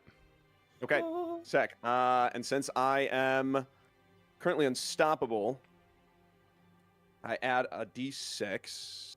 Oh, I just add the straight value, so that'd be 1. Okay. Okay. So what was the total of that? Holy schmoly! I'm counting it right now. That's a lot of numbers. 22. 22. Amazing. Great. Heck yeah. That is almost his major wound territory. Oh, I get it. We're Almost a little bit his over our head. major. Oh my Please God. Yeah, continue to his kill his major younger wound self, starts be about at his heart. 23. Yeah. It's Um, 4v. then- It's 5v. You guys have an ice giant on your side now. This Okay. is nuts. It's fair. It's fair. I'm I was trying to gonna do make enough a damage that someone opportunity. gets Fern to heal you. Because Froliver's dead, you guys. Omar's sitting here with nothing to do. Oh, I can talk to him via my Myconoid thing. What? Sorry, wrong. Audio jungle. Nope, I'm a fungrel. I'm never being allowed back on Darrington Press. They're like, no, absolutely not. You're so fired. Copyright strikes for the first hour. We were copyright strict by Audio Jungle. What the fuck is Yeah, that? what's ironic is No, we're I gonna did the get opposite copyright of what I struck wanted. by Audio Yeah, Jungle yeah. for like you're not even using our audio. That's funny. I'm gonna make an opportunity attack. Great. Yeah. Do it. You can also Oh wait, you can't use your chokehold, can you? Because it's once per long rest. No, I could, but I have to be hidden. So, Okay. Yeah. I have a 15. I know that's not gonna hit him. Even a 17 wouldn't do it, right? No, it wouldn't. Yeah. Okay. Gosh. That is with hope though, so I don't hit. I'm so sorry, but you do take a hope, so add that to your Yeah. hope banks. He takes the hit, takes a minor wound from the first. He's going to take a wound from the second. You know what? I'm going to say, Omar, for this moment, our ice giant gets an attack of opportunity. So I would like for you to roll for the ice giant here. Yeah. Okay, happily. How would you like for me to do that on my end? Just hit that. Roll the no D12? roll 2d12. Great. If we get a fear, I won't take the fear because it's NPC character, and add +5 to it. Okay. Here we go. And then you said roll 2d5. 2d12 +5. +5. 5? Oh yeah, and roll you have- 25 I was like, yeah, was let me it? quickly I love zoom in D5s. mathematics. They just to are get To the the that going. audience, biggest what does a D5 look ever. like? They have them. There's Excuse a me, Willie. at Gen Get Con me through. last year. There was a booth that was selling like it was like a D3, a D5, a D7, a D9. There were all these like very weirdly shaped dice. What? Yeah, they were Okay. insane. That rocks. For the Yeah. brain tickle of it all. Yeah. Okay, that's going to be a 17 with hope. That just misses. So he takes his hands up in the air and he brings them down just behind as you see this metal suit sprinting. I'm going to burn another fear. He is going to come straight for you, Gallo. He's going to try and tackle you off of the back of your guy. That is, I'm going to give you an advantage because you're frozen. I just rolled two natural ones back to back. I rolled a natural one and a natural one as this man, thinking that he's going to barrel into the Siberian tiger, runs face first into the tree that he was standing next to. Wait, no, isn't that a crit? No. I don't roll d12s. You guys roll d12s. I roll that's d20s. right. No, he Good. he failed Yeah, good. hardcore. He goes headfirst into the tree next to where his body is being torn apart from the past. What happens next? It's y'all's turn. I'm gonna try to roll out of this goddamn ice block. I believe in you, Kevin. Yeah, I baby. believe in me too. Let's see what we can do.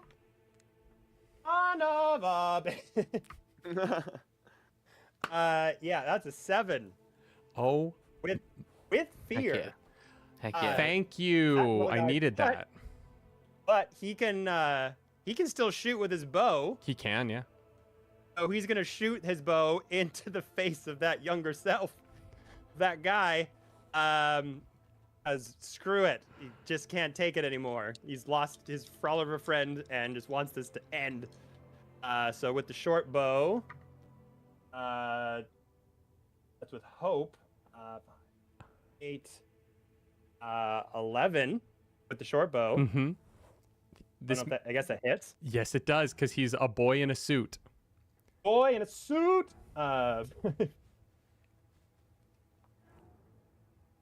15 physical damage from the short bow, and then another attack from Tora with the claws.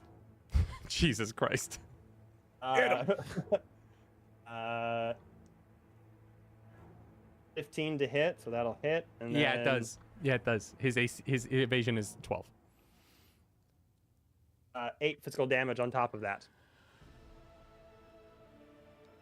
An arrow pierces directly into the jugular of this young boy as his future self has the wherewithal to like bash his head into this tree, collect himself, and look over as he sees his younger self pierced.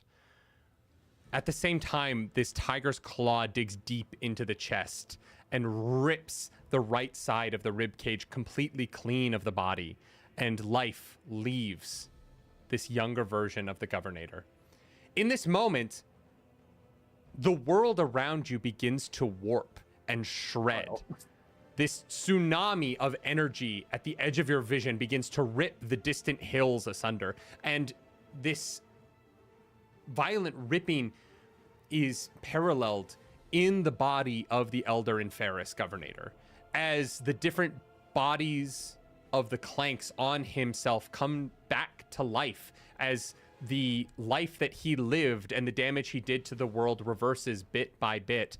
These clanks come back to life, and as they do, before they are torn to dust and shred away, they claw into his body and begin to rip at him. And with each different color of metal coming back to life, you watch as his jaw is ripped off, as his arm is torn from his body, as his chest is ripped open in a mirror of the younger version of himself that lies on the ground. And as this happens, in the center of that cannon that opened up and blasted you all with snow earlier this evening, a ring begins to spin in space around his corpse, and it begins to rise in the air above him. Around him, you see this sphere of white energy begin to swirl around this ring. Everything else at the edge of your vision is getting torn apart. You are watching the distant hills fade into nothingness. Everything is slowly being consumed by the ether in a whirlpool that is centered on this point in space that is the sphere around this ring. Monroe, I'd like for you to roll an insight into this archonic moment. Of course. I will make an instinct roll, and I'll would my arcane sense help at all? You know this ring is magic as fuck. That's not what you're looking for. You're trying to Alright, understand cool. what is happening. Monroe looks forward and says, "That ring is magic as fuck," and then is going to make the roll. Yes. That is a 14 with hope. In the case that it won't be high enough, I think I'll just add a little bit extra because I have some hope lying around. I'm going to do the elemental origin sorcerer ability again. Absolutely, yep. I'm going to spend a hope as the ring is fluctuating in space and having some sort of insight or tell that this may be very valuable. Monroe's going to shoot out a steady beam of water that he can control and attempt to stabilize the ring and make sure that the ring is not caught by the tearing of space and time. That's a 16 total. With a 16, you are able to understand that what is destroying the edges of this environment is the magic of anomaly and paradox clashing against one another. And that everything here will be subsumed in the impossibility of the moment within which you exist. But the one thing that could survive such an event is the magic of the great wizard Thorum, the ringmaker and the watchmaker who long ago united the two courts and saved Fairleif from disaster. A disaster not too dissimilar from what you are all living in now. And if there is any safety or safe harbor in the space you are currently in, it would be within the shielding of that shimmering shield that is wrapping itself around the ring. The area around you is disintegrating and slowly, but not too slowly. It is actually kind of quickly coming for you. And in this moment, Moreau, you realize the only safety is if you can all find yourselves within that space before everything around you is completely destroyed.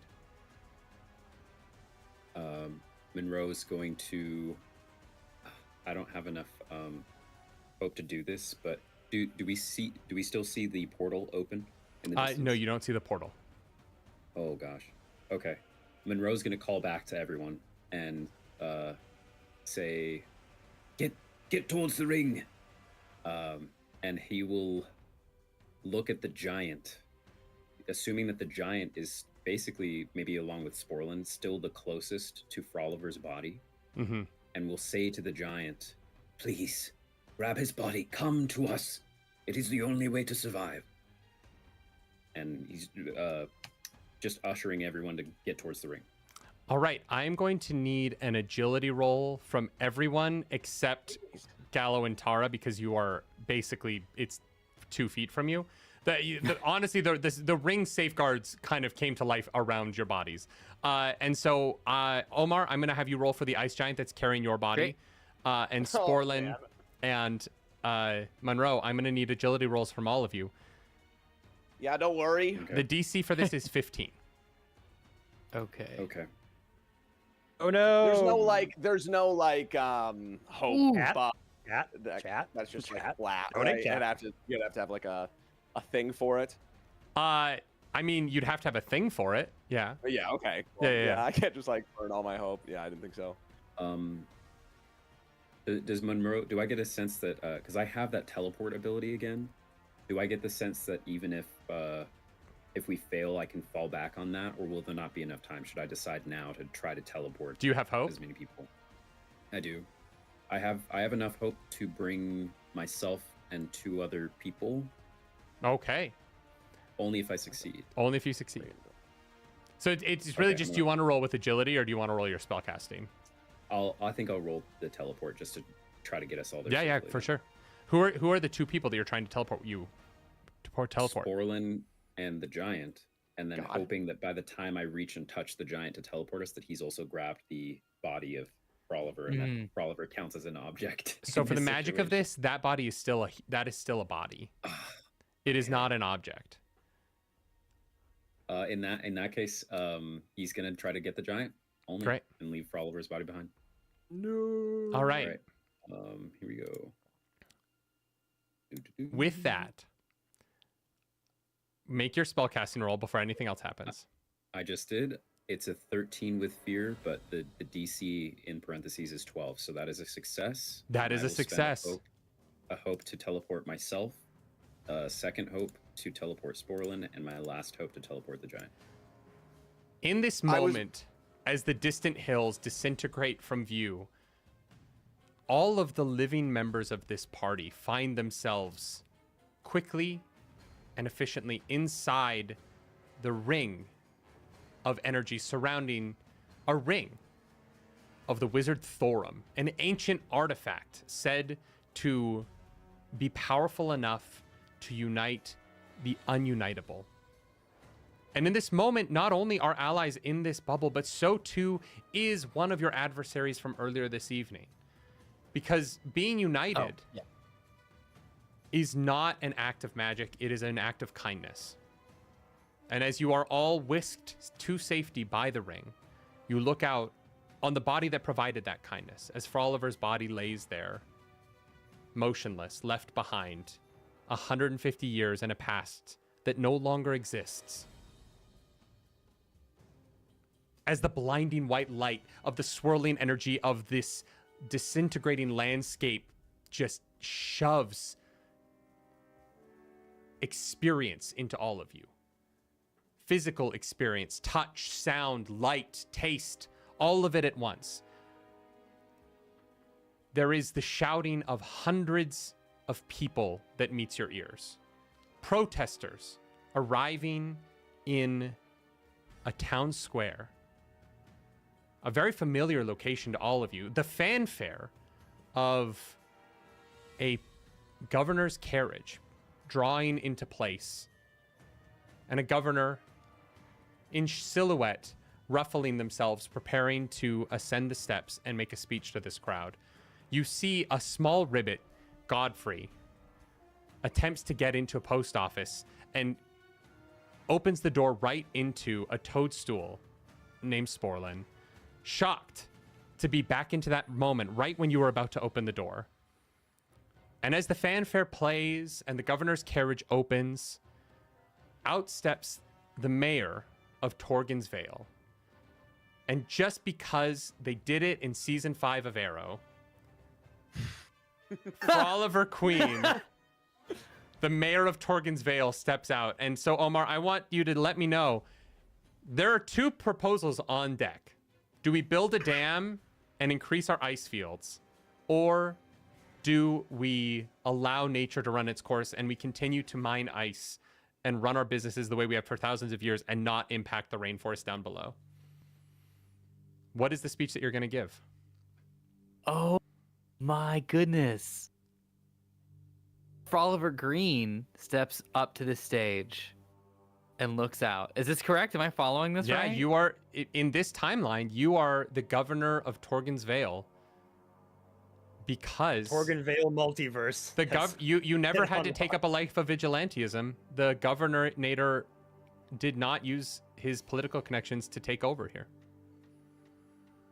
And Froliver pulls a letter out of their chest pocket, but not to read it immediately for the speech. Instead, they say something to the effect of, I'll keep this short. We're not going to build the dam. Goodbye.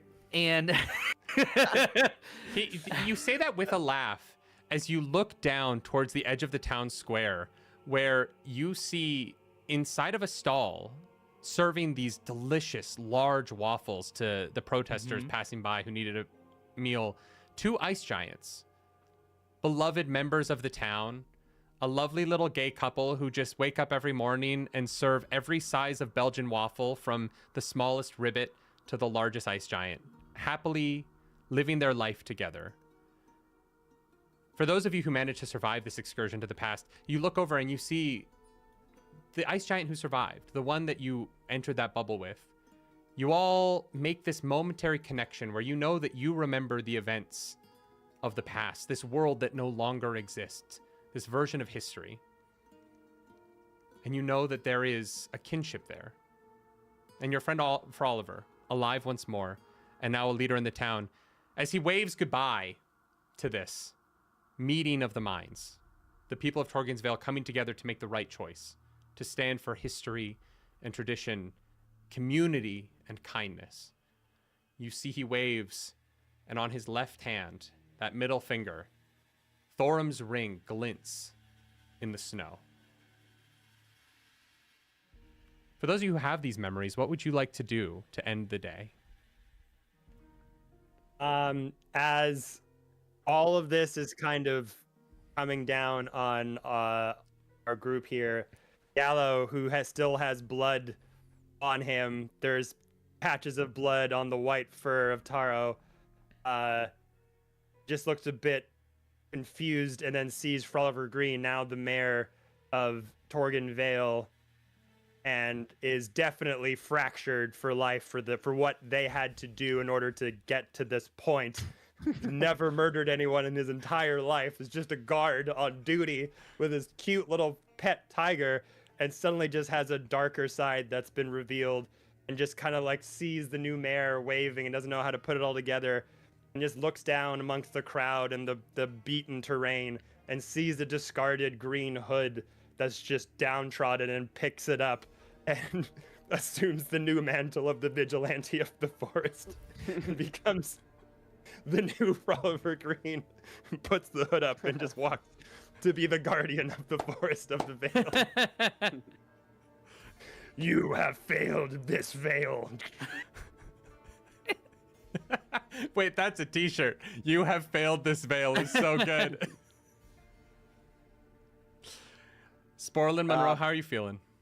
Yeah, I guess I don't really have anything as poetic, but I think I'm gonna go back home and see my dad, and I think I'm gonna go bird watching. That's my character development. I'm gonna pick up some birds. I don't know.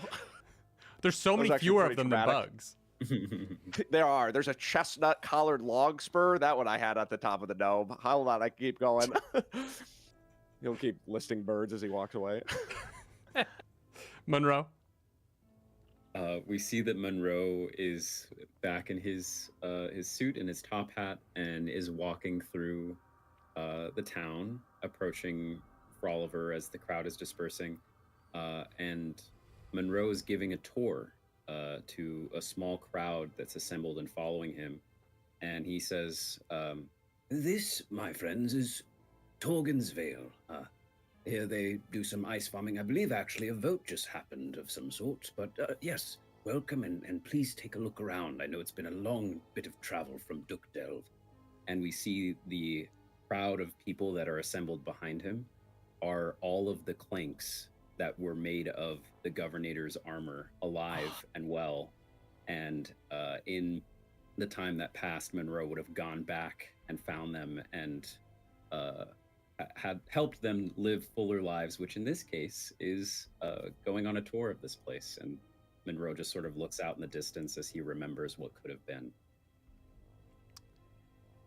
Froliver, you give your short speech, and you find cheers from the people who live here. The majority of the citizens of this place agree with you. There will be no dam. We will continue as we have, because it has been enough. It has been right. And you knew that you had to give a short speech.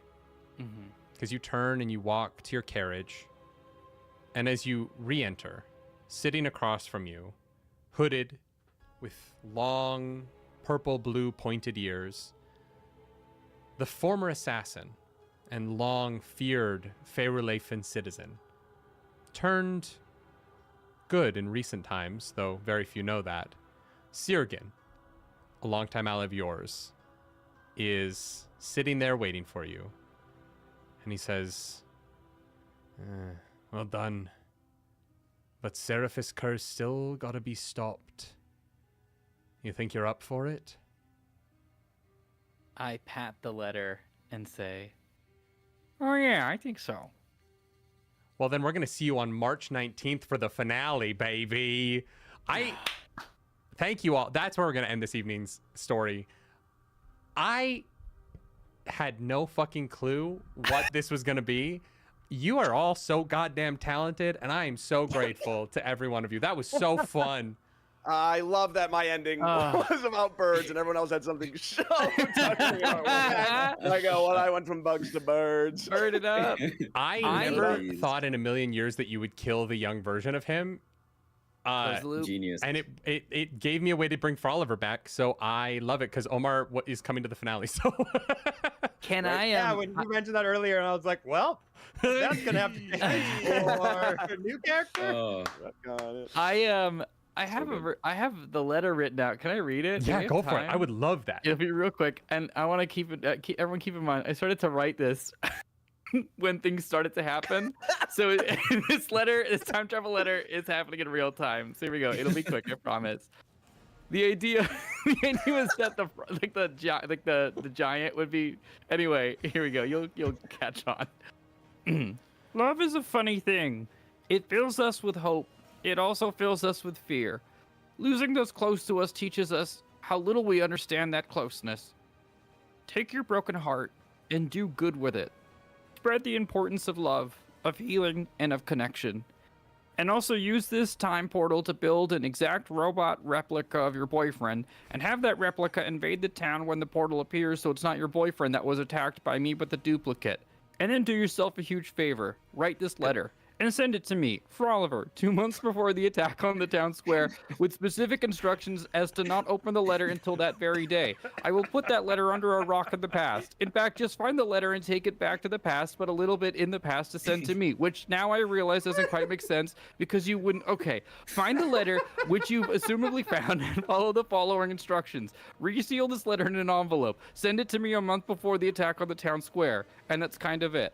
I would say you would have to write this letter, but if the letter exists, it means that the bootstrap paradox is in act, so don't worry about it. Unless you figure out something I didn't think of regarding paradoxes, in which case you might need to write this letter, which is funny because you might be imagining this letter in my, Froliver's voice, when really you're the one who wrote it. Lots of love, because love is love, Froliver Green. Unless you wrote this, in which case, sincerely, whatever your name is. P.S. Hey, it's complicated, but it's actually Froliver writing this letter. I'm glad Monroe teleported you and left me. I'll explain later.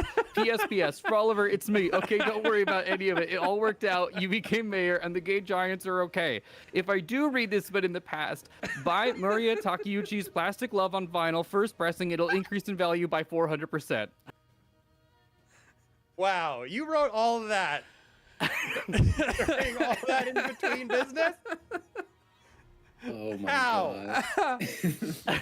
Oh my god, I love that I Oh feel my god. I just jammed for 3 hours and you came up with something so perfect while doing everything else that you did. That's amazing.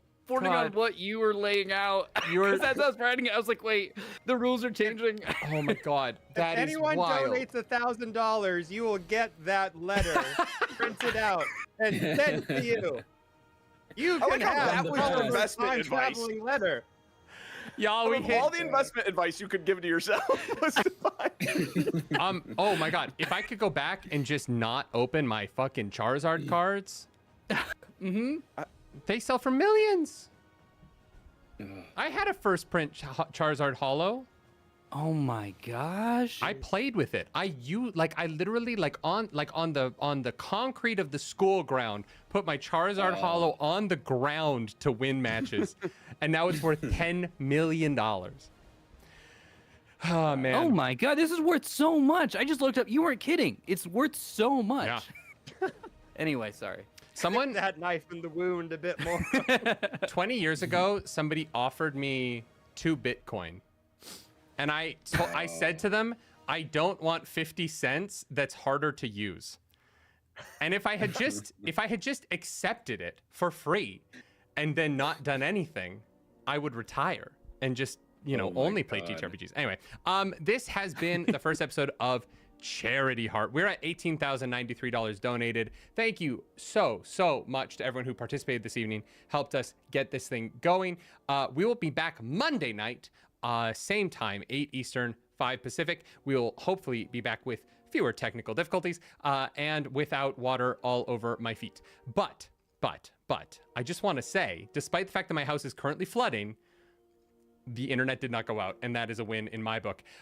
We are going to be playing with Alex Ward, Danielle Radford, Basic Wit Girl, and Jeremy Cobb. It's going to be an incredible table. This was far to the north of Fairleaf. On Monday, we will be far to the south in the swamp that was named earlier tonight. It was called Dohalect. We are going to be playing Gator Polo. What is Gator Polo? Don't know. I have to invent it by Monday. Probably sooner because the players need to understand the rules. And we will be trying to collect one more of Thorum's rings. But Thorum isn't our only sponsor tonight. We are sponsored by Roll and Play Press. Head over to the website that has been playing below me this whole time. They're giving away a free D&D one-shot adventure for you. Roll and Play Press, thank you so much for your generous matching donation. I would say we would use it now, but it was all matched. So thank you so much to everyone who matched them. Roll and Play Press, thank you so much for what you do, not just for the donation, but also for the incredible games that you help game masters run and all the joy that you help bring to tables around the world. I love these TTRPGs because of the way they bring people together. I loved getting to sit here and play with 3 people I've never played with before and have an absolute blast. I'm going to let them introduce themselves in a second, but finally, before we go, I do want to thank the entire team at Darrington Press and Critical Role, the marketing team, the assets team, the producers, Sam Maggs and Kirby, who produced the show with us. Thank you to those people in particular. You have made my dreams come true of getting to play awesome games on somebody else's channel, not just my own. That's sick. And cannot wait to do it again Monday. Omar will be back for the finale, but the rest of you won't. So tell everybody where they can find you, because I want everyone to get, I want all of you to say this, but in particular for the 3 who won't come back, this is your last chance to get all of these people to follow you wherever you need to be followed. Zach the Bull doesn't need to be followed. You don't need to follow him. He has enough. Not follow me. I make bad stuff. He has enough. Get me out of here. You make great stuff, but everyone already follows you. I go to your page and it's like, Jesus, man. It's your Magic the Gathering videos are great. Good at your job. Why are you really good at this? Anyway, Dice Cream, do you want to start off since we're doing this clockwise thing away from me? Why not? Hello, Internet. It is I, once again, Dice Cream Sandwich, at Dice Cream Sandwich, on all the socials, on all the platforms. I make TTRPG, D&D content. We do shows at live events and cons. We were just at MagicCon Chicago. It was a blast. We did a one-shot. It was awesome. We are going to be at Emerald City Comic Con this weekend in Seattle doing a one-shot of our actual play, War of the Realms, which you can watch on Sundays at noon on our Twitch at Dice Cream Sandwich. Tank Toman will be there, Valiant Fox, Mossy Socks, Anastasia Rowland, and myself. It's going to be a blast. And then I'm going to be at D&D in a Castle in the UK after that, which was also going to be a lot of fun. Your session is sold out though, right? Taking a vacation. What? Your session is sold out for D&D in a Castle, right? I believe there's one seat available. Never mind. Take it Still back. 5 out of 6. Ooh. So if any last minute people want to go to London and play a sick Dragonlance game, come find me. London, Ontario. Love the UK. Damn it. The United Kingdom, not in London, Ontario. So much London further. proper. Yeah, this was a lot of fun. Thank you so much, Nerdy and Darrington Press and all the amazing sponsors for letting me play within your little fun world and platform. It was awesome. I can't wait for the Daggerheart release. That's my time. Zach Lay. Exactly. That is me. Hello, everyone. Yes, thank you. This was so much fun. Very awesome. You'll find me on Twitch, twitch.tv/Zacklay, Zacclay. On Twitch, I'm known for highlighting the roleplay communities in World of Warcraft and Minecraft, actually. There's a lot of people who do like GTA RP and Red Dead Redemption RP. I am the WoW and Minecraft RP highlighter. I go around like the Goodyear blimp and just sort of like, here's this RP event that's going on, and I voice people's characters because it's all text-based RP on those games. Sick. You'll also find me on the channel Arvin Eleron, where I am a player in several things. We also do the R Vocalists, where we play a text-based game like Ace Attorney is our classic one, and then it's a team of voice actors, including myself, who will voice all of the characters as we play Ace Attorney together. My website, Zacklay.com, spelled the same way. I run D&D professionally, and you'll also find me on socials at Midday Clay, because apparently there's another Zach Clay out there who doesn't actively use social media, but has that's the worst. name and I can't use it. worst. And in other places, I'm sure you'll find soon. But yeah, no, this was really great, and hope to. I'm also very excited for when Daggerheart comes out, because I run D&D for kids and teens, and there's a lot that I really like about Daggerheart, particularly for getting younger kids more easily into tabletop stuff. I feel like Daggerheart's the perfect amount of crunch, but also visuals and easy spells, easy accessibility. So very, very excited for when this comes out, and loved playing tonight as well. So yeah, thank you, everyone. Thank you, Zach. It's a pleasure to get to meet you and play with you tonight. It was so fun. I had never. You're a person I've never heard of before. And when Critical Role was like, you should reach out to this guy, I was like, for sure. And really, genuinely a pleasure. You're amazing. Zach the Bold, what is up with you? What you doing? Yeah. I was joking earlier. You should follow him. He's talented and shit. Yeah, I just want to say thank you again for having me. You can check me out on YouTube, Instagram, TikTok, all under Zach the Bold. I make very dramatized Magic the Gathering and Dungeons & Dragons content. But also make sure to check out this Tuesday on Critical Role, where I play with Ashley Johnson, Taliesin Jaffe, Zeno Nelson, Aaron Hansen, a.k.a. Ego Raptor, a.k.a. the guy from Game Grumps, where we play a Suikoden one-shot, all DM'd by Matthew Mercer. So make sure to check that out this Tuesday. That's fun. I've And never follow heard everyone of else here. I've never heard of this DM, Matthew Mercer. Yeah. So sounds very cool. underground, very cool guy. I'll have to check out his stuff. Kid's got chops. Kid's got chops. Oh, does he? Okay, cool. Yeah, I'll check out his stuff. As I'm wearing the fucking shirt with like their weapons on it. Omar, where can people find you? Folks, you can find me on Daisy Quest. Our winter special just wrapped this evening, so you can go ahead and head over to Effin Funny's YouTube channel. That's EFFINFUNNY. I know how to spell. And check those out, because it's run by the brilliant Jasmine, who has done so much of this wonderful wonder. So if you enjoy this type of storytelling, head over there, check that out. I also want to just say sincerely thank you. Everyone who participated tonight, everyone who tuned in, everyone who talked about this. I am an Angelino, and while I very fortunately wasn't directly affected in my living situation, aside from having to leave because of air, the fires got very close. And also, we, again, seeing the images is, and I'll get this in the 3.5 hours, I know we need to cap it out. Seeing the images from the hillside, I would describe as a splinter in my heart. And so it was really important to me on a personal level tonight that we talked about the idea of the past and working together to heal things that hurt us or that hurt that we have experienced. And so this was wonderful, and I really, really could not have asked for a cooler table to play Bill and Ted's Excellent Terminator with. This was such a fun story. Thank you all so much. I'm so honored to be here, and thank you all so much for helping us out at home. Yeah, thank you, Omar. I'm thrilled to play with all four of you, and I'm so excited for Monday and Wednesday, and then Monday and Wednesday. We're going to do this 4 more times. I cannot wait. I just want to remind you all, things in the world, there are a lot right now, but the best way to move forward is together. So be nice to the people around you, be kind, be loving, and just care. That's all I can say. Care about other people, but also care about yourself. Drink some water, get 8 hours of sleep. Tomorrow's going to be tomorrow, and you better show up bright-eyed and bushy-tailed. That's going to be our adventure for this evening. We're going to be back Monday, 8 p.m. Eastern, 5 p.m. Pacific. But until then, I'm going to say, as I always do something nerdy tonight. Bye.